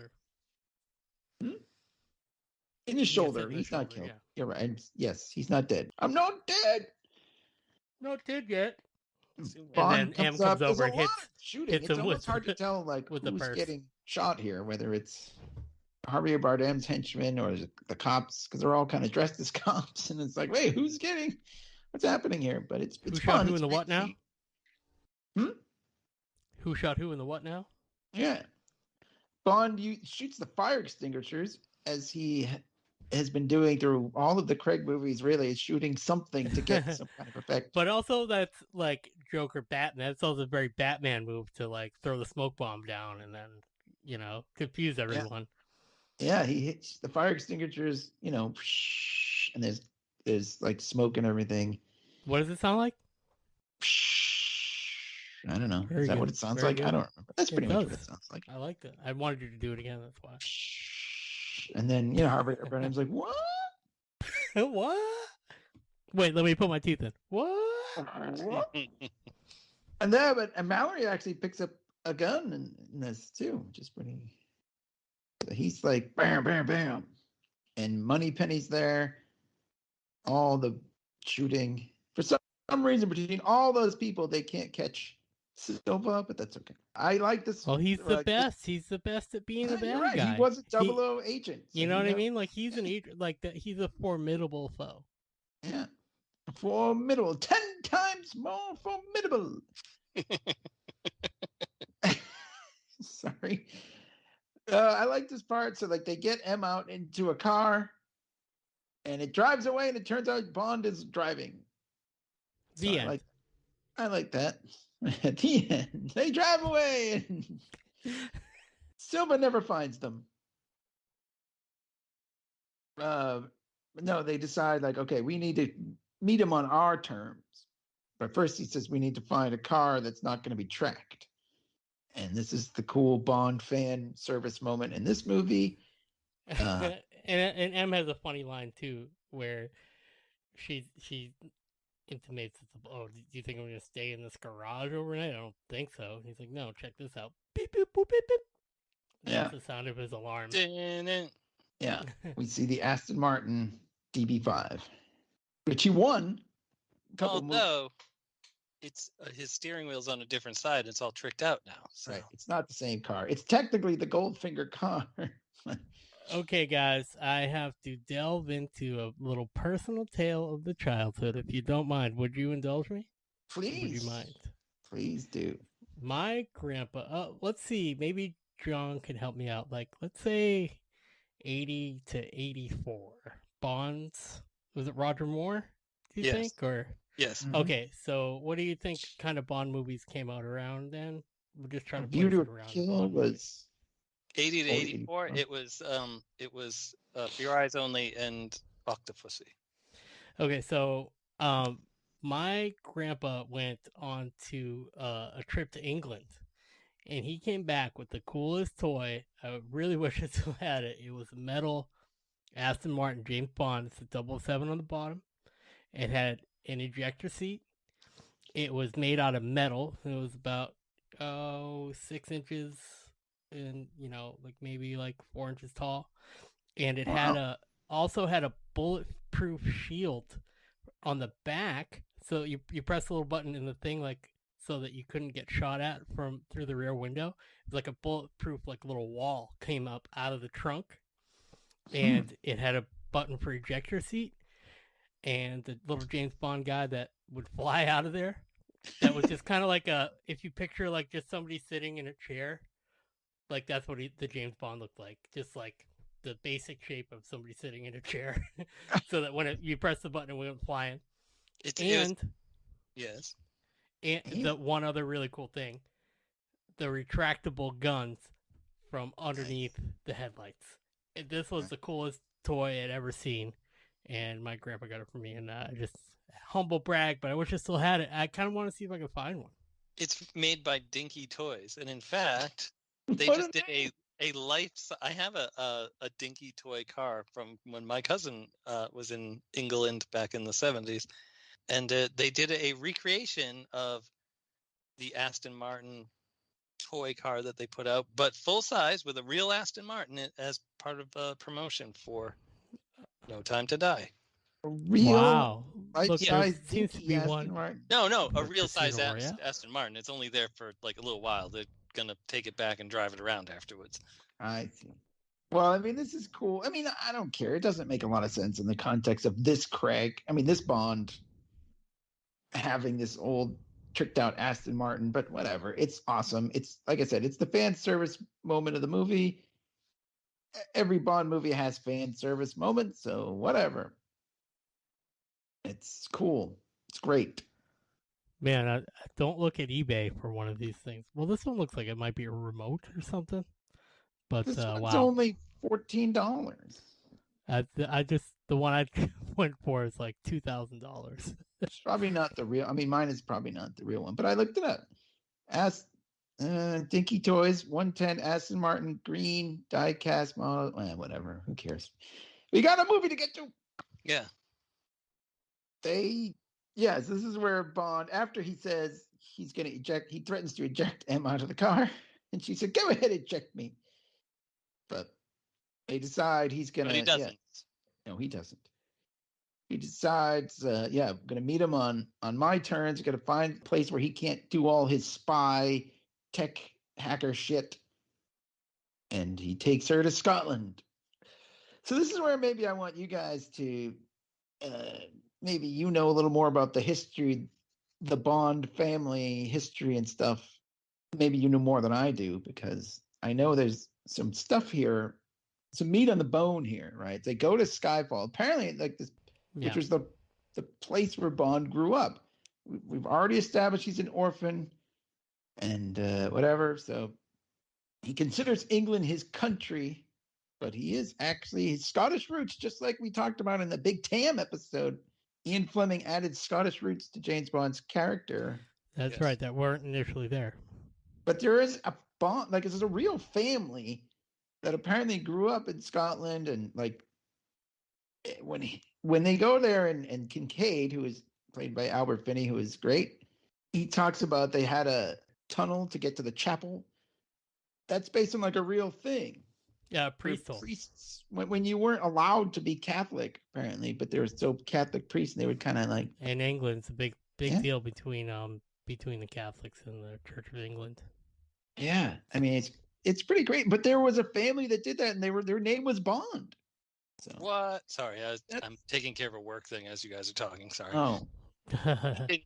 Well, this is the thing, apparently. I mean, I don't know. Like, I don't know if you know more about the history of the Bond character and the name and everything. It's sort of, they allude to it. It's much like, there's not like, someone could write like a book about it, but you get a lot here from Skyfall. Like, I just consider this like the canon, like however they describe it. Like AB is like Albert Bond or something, or no, they show it on the headstone anyways. They show his parents' names on the headstone.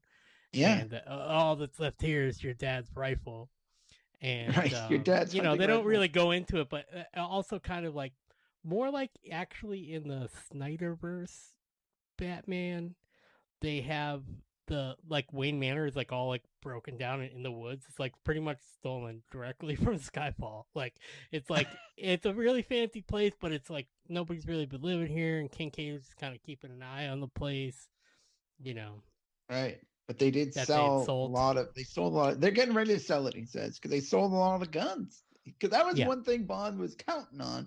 It's like, oh, we're gonna go to my old place where I grew up. There'll be guns. But also, there. I think that here's something that it's not a no prize, but something I'm adding to it. It's like, I think that if Kincaid is like, they're gonna sell it. Like, let's say somebody buys it. I feel like that money is like why Bond like he's always spending government's money, right? But like, I feel like Bond actually does have money. Like somebody could be selling this estate, and he's not even really thinking about it, but somebody's managing that stuff. But that wealth and Skyfall and the property is actually Bond's, but like somebody's selling it. You know what I mean? Like I feel like he owns it still. They're selling his money. Home. That's his money. You know what I mean? It's not like Kincaid's money or anybody else. Like that's his. Yeah. I mean, maybe I don't know. He doesn't really care much, but he just gave up $4 million. Whether it wasn't the government's money, he could have just kept $500,000 in a tip. Yeah, but so here's the other thing. So the real Bond family that I was talking about, there is a family whose name were Bond, and they were these Catholic recusants, I think they were called. Sure. And the Latin. I'm reading this. I'm just saying, like, sounds like you sound like you nailed it. Reaction was exactly the same. Yeah, like I don't know if it's right, but I'm not gonna criticize you either way because you're making the effort. So their motto, of course, in Latin was "The world is not enough," which was dun dun. The name. You know what? When you're mentioning all this stuff, I remember this from when I got this on digital, whatever, and like was obsessively like watched it. I think I did like do like a Wikipedia rabbit hole on that stuff. Like it's now I've crazy. been reading the book, so there was actually a John Bond. They say that there might have been a person, like a real person named John Bond, who was reportedly a spy during these times, like back in the 1962. Fleming was like, he was part of the military. Like he like kind of could have tipped his hat by naming him after this John Bond and changing his first name. Like, it's totally possible because that was his world, you know? Yeah. I mean, it's very cool. If you wanted to go down, like I said, the Wikipedia rabbit hole, there's probably a lot there. I do remember everything you just said, but this is not just something they made up for this movie. there's some stuff here. But then even the name, it's very cool. Like this old house. But Emma's like, it's a beautiful old house, and Kincaid's like, yeah, she's still got some secrets, like all the old ladies, and I don't know. I feel like between Em and Kincaid have kind of like I don't know. It's a fun little relationship. It's like they just met each other, but they're like flirty. They have a good chemistry, I guess. I'll just say. And Clay, was Skyfall a real place? There's wants to let you get in a word. What? I said, like Clay speak. He was saying a lot of stuff, and I don't know if you were hearing any of it. I'm sorry, my headphone thing was a little loose there. I didn't hear anybody. Sorry. That's Clay. okay. I was just trying to say, like, was Skyfall a real place when you were looking that up? Or because I just feel like it's a really, if they made it up for the movie, it's a great Bond name and like carry through to the song and the title. It just sounds cool, like a spy thing. But calling his estate that in Scotland is like so cool because it's unexpected. You don't expect a estate to be called something like that. It's just a very cool name. Yeah, normally you'd be expecting it to be called like Castle Stardust or something. Yeah, exactly. It doesn't even make any sense really as an estate name, but it totally does all at the same time. I don't remember. I'll have to do more research on that. I don't remember where they got Skyfall from, either if they made it up or they had some. Either way is cool, man. Right. It has some historical thing. And I'm sorry if people were talking and I was just talking over you. I literally could not. I guess you didn't hear me. I was talking, but it'll you could just delete me out of that part. No, I'll delete me. I was the one rambling on without it. So they're setting, like, I like it's old school because sometimes the old ways are better. Yeah, sometimes old people are better. So they do. I want to say something. Briefly, I was taking care of the work thing, so I don't know if you said this, and I don't want to do that thing where Clay talked about the Godzilla roar, and I don't come across like that. So I wasn't paying attention, but I wasn't paying attention. I was taking care of a work emergency. Connery was considered for the part of Kincaid briefly. Oh, like, wouldn't it be really cool to bring back Connery for this movie, 50th anniversary? But they never approached him about it because Sam Mendes was like, I think that's just going to pull everybody out of the movie. And it would be too much. I agree with it. I agree with that move. Although it would have been cool to have Connery come back in some capacity, or even Roger Moore. It's just in a little small bit role. But But I mean, too many people would have been like, "Oh, like 2 James Bonds." I think that it's something that would have worked better in the Pierce Brosnan era, where they were throwing everything at you in the Die Another Day, where they're like, here's the workshop of every single thing that's been in every Bond movie ever. Right. It wouldn't have worked in this. No, I'm glad they didn't do anything too much. I mean, the Aston Martin was probably as far as they should have gone. And in that way, it's just an old car. In the context of the movie, it's just a car that he had. Oh, and when they went and got the car, there was a lady sitting next to us in the theater who apparently had never seen a Bond movie before, because they turn on the light and the car is there, and then everybody in the theater was like, "Woo!" And the lady next to me and Mrs. Elder was like, "What? Why is everyone clapping? Why is everyone happy?" So then Mrs. Elder turns to me and goes, "Tell her why everybody is clapping." So I had to tell this woman.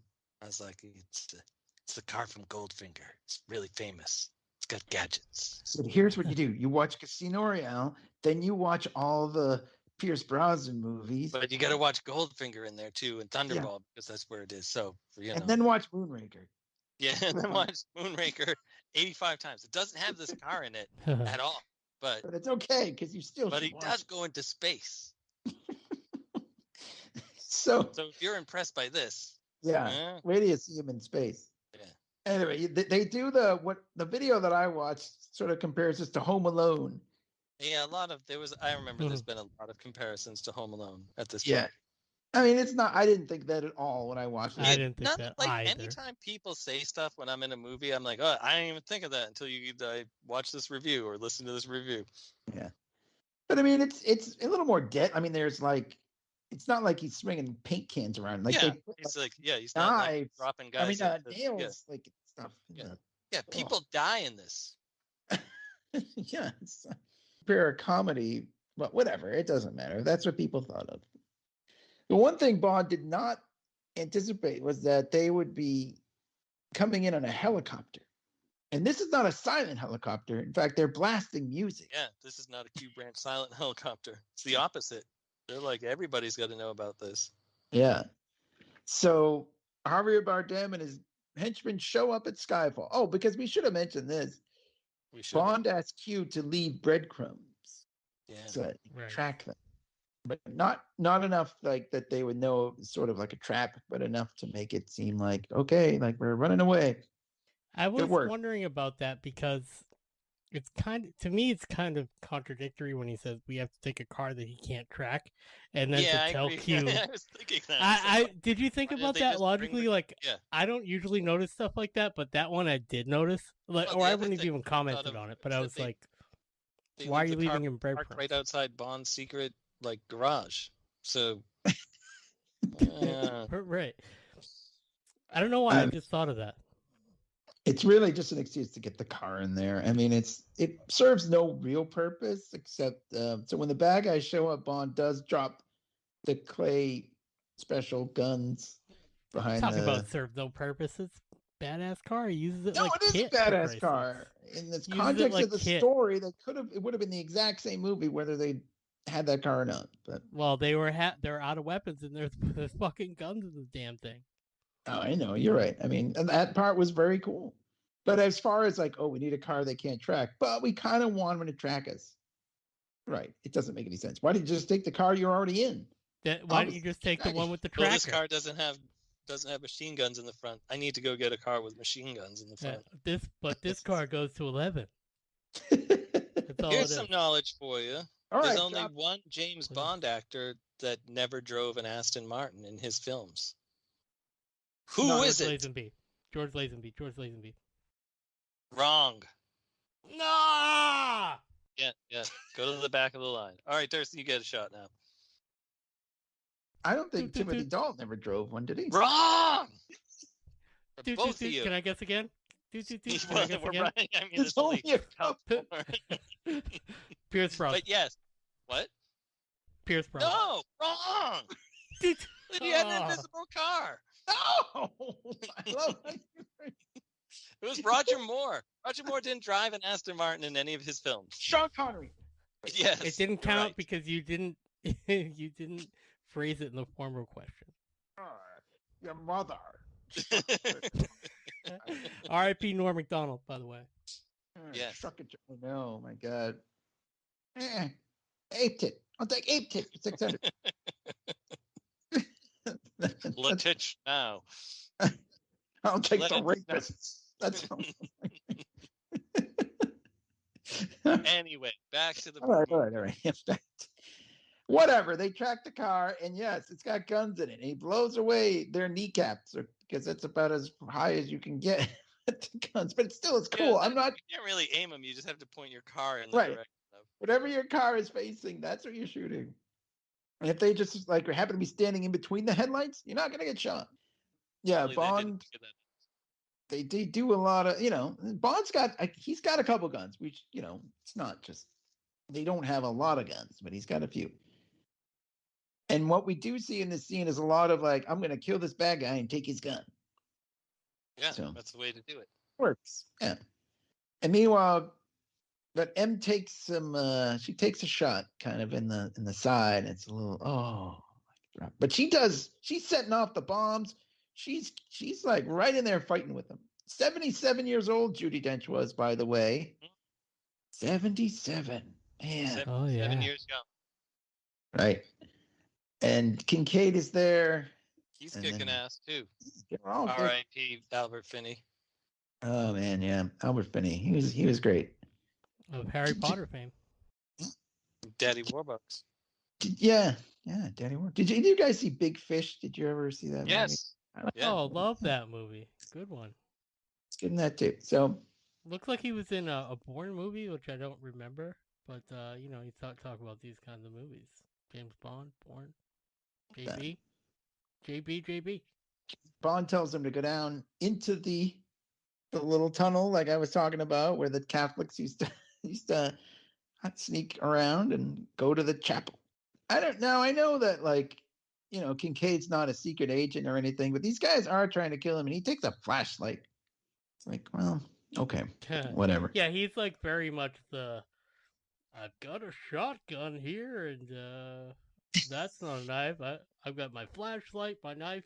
You know, this guy comes in on a like Black Hawk Down helicopter. He's like taking it with a fucking what they call in England they call it a torch. They don't call it a flashlight. Oh, okay. So Bond is out of a lot of, he's inside the house. He's got like no guns, but he does have a little bit of dynamite left. Which one has in their shed? Yeah, of course. As one dynamites. And he's got some propane and propane accessories there. That I do actually have. Well, sure. You got to cook your dogs. Yeah, Bobby. The grill. Turns on the propane. He lights it. Yeah. Yeah. And the house goes ba-boom. He runs through that little thingy that you guys were talking about while I was taking care of work stuff. Runs through the Catholic rescue sense, whatever the heck it's called, tunnel. I do like they blow up his Aston the priest hole. The priest hole. Oh, which does sound a little dirty that I keep saying it over and over again. The priest hole. The priest hole. They do shoot the shit out of Aston Martin. Yeah. Bummer. They play dramatic music when it happens. Has the Aston Martin ever been blown up or shot up before? It's been shot at for sure. But never blown up. And you're like wondering what M's doing. Like she's like making these things and attaching them to the chandelier so that they like kind of make like these dirty bombs when she hits the old light switch. It's like it like shoots fucking nails and shit everywhere. Yeah. Pretty cool. So yeah, when the propane goes up, all the shrapnel and everything, gets like she hits the helicopter and the helicopter goes crashing into the house. And Bond sort of looks at it, his childhood home, and he's like, I always hated that place. I love watching a good helicopter crash. It just is like, it gets like cutting into the fucking place and just like cuts its own way into there before it explodes. Yeah, it's always like the propellers are always like. Yeah. Bond has good helicopter crashes. Yeah, absolutely. There's still a couple guys left though. Didn't kill them all. Yeah, it's like there's two thugs and one Silva. And Silva looks he's Dopey McDope with this flashlight off in the distance. This guy had it all together, but he's like, I can't see well in the dark, so let's bring this. It might give our position away, but I'm willing to take that risk. Yeah, So they start going. Okay, go to the flashlight, men. The torch, as they call it. Meanwhile, Bond's quickest way is to run across this frozen lake. Like, I don't know how those. Oh, whatever. I mean, I guess where he was. How come M and what's his name didn't have to cross over that? They did. Well, they walked around. They were in the because they were further ahead, and right. So so they had time to not. So he's trying to cut down on his time. This is all like an interior set now at this point. Really? And it's very impressive because I wouldn't have known that if I. No, I wouldn't have known that either. Very well. It is like so dark. They did a great job of like lighting it. It's because like the sky. The part where they're where they're standing in front of the Skyfall on fire and stuff. That's really there. That they built that in a valley in Scotland. And that it is on what's not really on fire, but movie fire. Sure. So all that's there, but all the rest of this is on a set, interior set, a large one, but a set nonetheless. That's amazing. Man, movie magic. Yep. Javier Bardem's like, "Hey, thugs, go do your job and get him, and I'm gonna go get him." I like it that the one of them just sort of appears right from behind him. But he kicks one. He kicks one, knocks him out. Takes his gun or whatever. I forget. Right. And the other guy is just sort of like appears behind him, like walks out from right behind him. Like it's it's cool. It's neat. Where have you been? Anyway, so they fight on the ice. Well, they don't fight on the ice first. Bond actually takes the gun and shoots the ice around him. They both go tumbling into the frozen water. All I can think about so fucking freezing that must be. Yeah, hypothermia. Oh my god! So they go down. Bond does this really cool, like MMA type move where he takes his own leg and like chokes the guy out with it. Like, right. It's pretty badass. But then, so he drops the guy. The guy's dropping to the bottom. Bond looks up. He's like, "Where the hell is the hole? Like, how do I get out of here?" So he goes back down, like swims back down to the guy's body, pulls out a flare and shoots it up. Using the Klingon photon torpedo sound effect. It is. Right. Yeah. I guess so. Wow. I didn't notice that. That's hilarious. And then he sees where the hole is, so he can swim out. Meanwhile, and Kincaid's kind of just, I don't know, he's not around on where he went, but he's kind of just standing there, I guess. He walks out of the thing. He's like, I just couldn't find the whoop. Yeah, it's kind of like, oh, hey. So I was looking for my flashlight. Silva's he's going a little goofy. He wants M to like he puts his head right next to M and he's like, oh yeah, we'll go together. Yeah, he's like, oh, you're all hurt now. Yeah, well, put us out of our misery. He's like, you shoot yourself through the head and it gets me, and then there we go. And with his luck, it would probably just the bullet would just kind of lodge in there and he wouldn't die. Ricochet off that metal part in his mouth. But it's very like, I'm laughing, but it's tense. You don't know what's gonna happen here. But then he goes like, oh, you don't know what happened. Bond, the old ways, threw a knife in his back. And he's like, oh, and he's hard, the bad guy face that they make when they're always like, oh no, I'm dying. You know what I like about this death is that it's like kind of low key for a Bond villain death. Knife in the back. Yeah, it's true.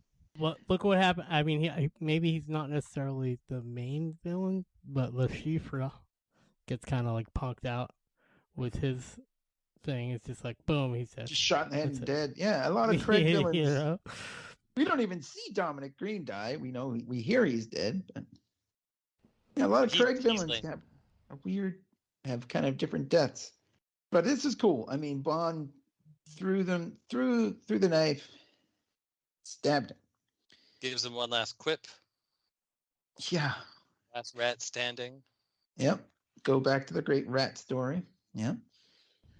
And speaking of like low-key deaths, I do like this death too. So M is dying. She's about to go, it's very sad. But she's just like, we can make a run for it, because they're in the middle of nowhere. I don't even know how Bond gets out. I mean, they blew up the car, the helicopter. Called radio. Yeah, I guess. The Q branch. The Q branch radio. But like, she would never make it to any hospital or anything. Like but I like when, she's like, we can make a run for it. And he's like, I'm game if you are. And that's kind of it. I mean, it's 7 movies Judi Dench did. Wow. Yeah. 7 Bond movies. I should Oh yeah, she's done other movies too. Yeah, she did a couple other ones. Like anyone cares. Dang, Judi Dench. This is her most important thing. I like to say, dang, Judi Dench. Dang, Judi Dench. But I mean, did they kill her for any other reason other than that it was just dramatic? Was she willing to? I think it was dramatic because she comes back spoiler. She comes back in a cameo in the next movie. Right. Spoiler there alert. it is. It is dramatic and sad. I mean, a lot of like Q's and M's and R's, they just like disappear and you just don't see them anymore. Sometimes they die off screen. Like the actors die and you don't see them anymore. Right. So I mean, for someone like this to get like a nice send off like this, it's cool. And like we said, they always had the best chemistry, I think, as far as not the best, but I mean, Judi Dench and Pierce Brosnan had fine chemistry, but it was always better. It was a different dynamic. Yeah. Thing. So this was nice to have like this is it. But she doesn't die like this big dramatic, and Bond, don't forget to, Vespa, like always. Forgive Vespa. She loved you. And forgive yourself for what you did to Mathis. Yeah. It's okay to throw him in the trash. It wasn't one of those long drawn out things. It was his way. It was his way. I'm glad you took that 20 out of his pocket. Just because he's dead doesn't mean he wasn't useful. Don't go through my pockets. Yeah, that would have been a good one. I don't have my wallet, so forget it. You could have this shawl that Kincaid let me borrow back. I don't need it now. But no, it's by the fire over there. Don't take my stuff. The whole blazing building. My stuff. God's sake. Anyways. The end. He stands on the roof. We go back to MI6. And as we said earlier, we find out there's a new M. And M stands for Mallory now. Just so happens. And he does have field work, like he's field experience, like you said. And he's like, how's the arm? He's like, it's all right, you know? And like they have a nice understanding now. It's like, I used to think you were just like you're skipping over the part where there's the money penny reveal. So again, I was skipping up the order. I was mixing up the order, I guess. I thought that was after this. On top of the roof. It's okay. We're at the very end, so if you're gonna mess up the order Right. of the last two things at the movie, that's fine. Don't Right. be No, so up. We do find out that Moneypenny doesn't want to go back into the field, actually. You're right. And we do find out that Moneypenny is Moneypenny. Which seems weird that he wouldn't have known her name the entire time. Unless this is just like a, hey, I know we've been hanging around for a long time, but we may or may not have done stuff. Yeah, I never got your name. Like maybe she knows him as James, but like, you know, like they're just revealing their last names to each other. Like somebody you work with, like, oh yeah, Tanya. Oh yeah, Eve. Oh, it's Moneypenny. Bond. Okay. Maybe she's being playful. I don't know. I thought it was a little odd, but whatever. Then we go into Mallory's office. He gives him his assignment. He's like, you ready to do this 007? He's like, yes, with pleasure, M. And then gun barrel finally. Gun barrel. 50 euros. James Bond. Good gun barrel. I think as will the League. Yes, James Bond and the League. Yeah, it says it right there at the end. The League, return. 50 years. Oh my God. Beleaguered. Beleaguered. Yeah, right. Beleaguered League in 50 years. All right, let's wrap this up pretty quick here. It's almost 9. What do you got for grades?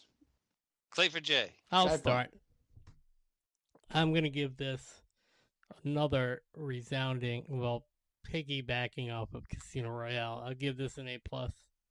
I'll give it a solid tie. I've watched this movie so many times. This is a movie that's a modern movie to me when I am enjoying cinema now in a different way as an older, sophisticated gentleman, but also learning more about James Bond. And this is truly Bond. And it's great. And I like all the story elements that were like even a little bit jokery. Like I think it's fine. Like and it's just as good as, if not better, than Casino Royale. But I'm just gonna say maybe it's just a solid tie or another A+.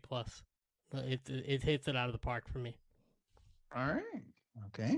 Very well. What do you think? Do you want me to go or who's going next? Yeah, you go. This seems to be the order. I was going last and I forget everything I'm supposed to say by that point.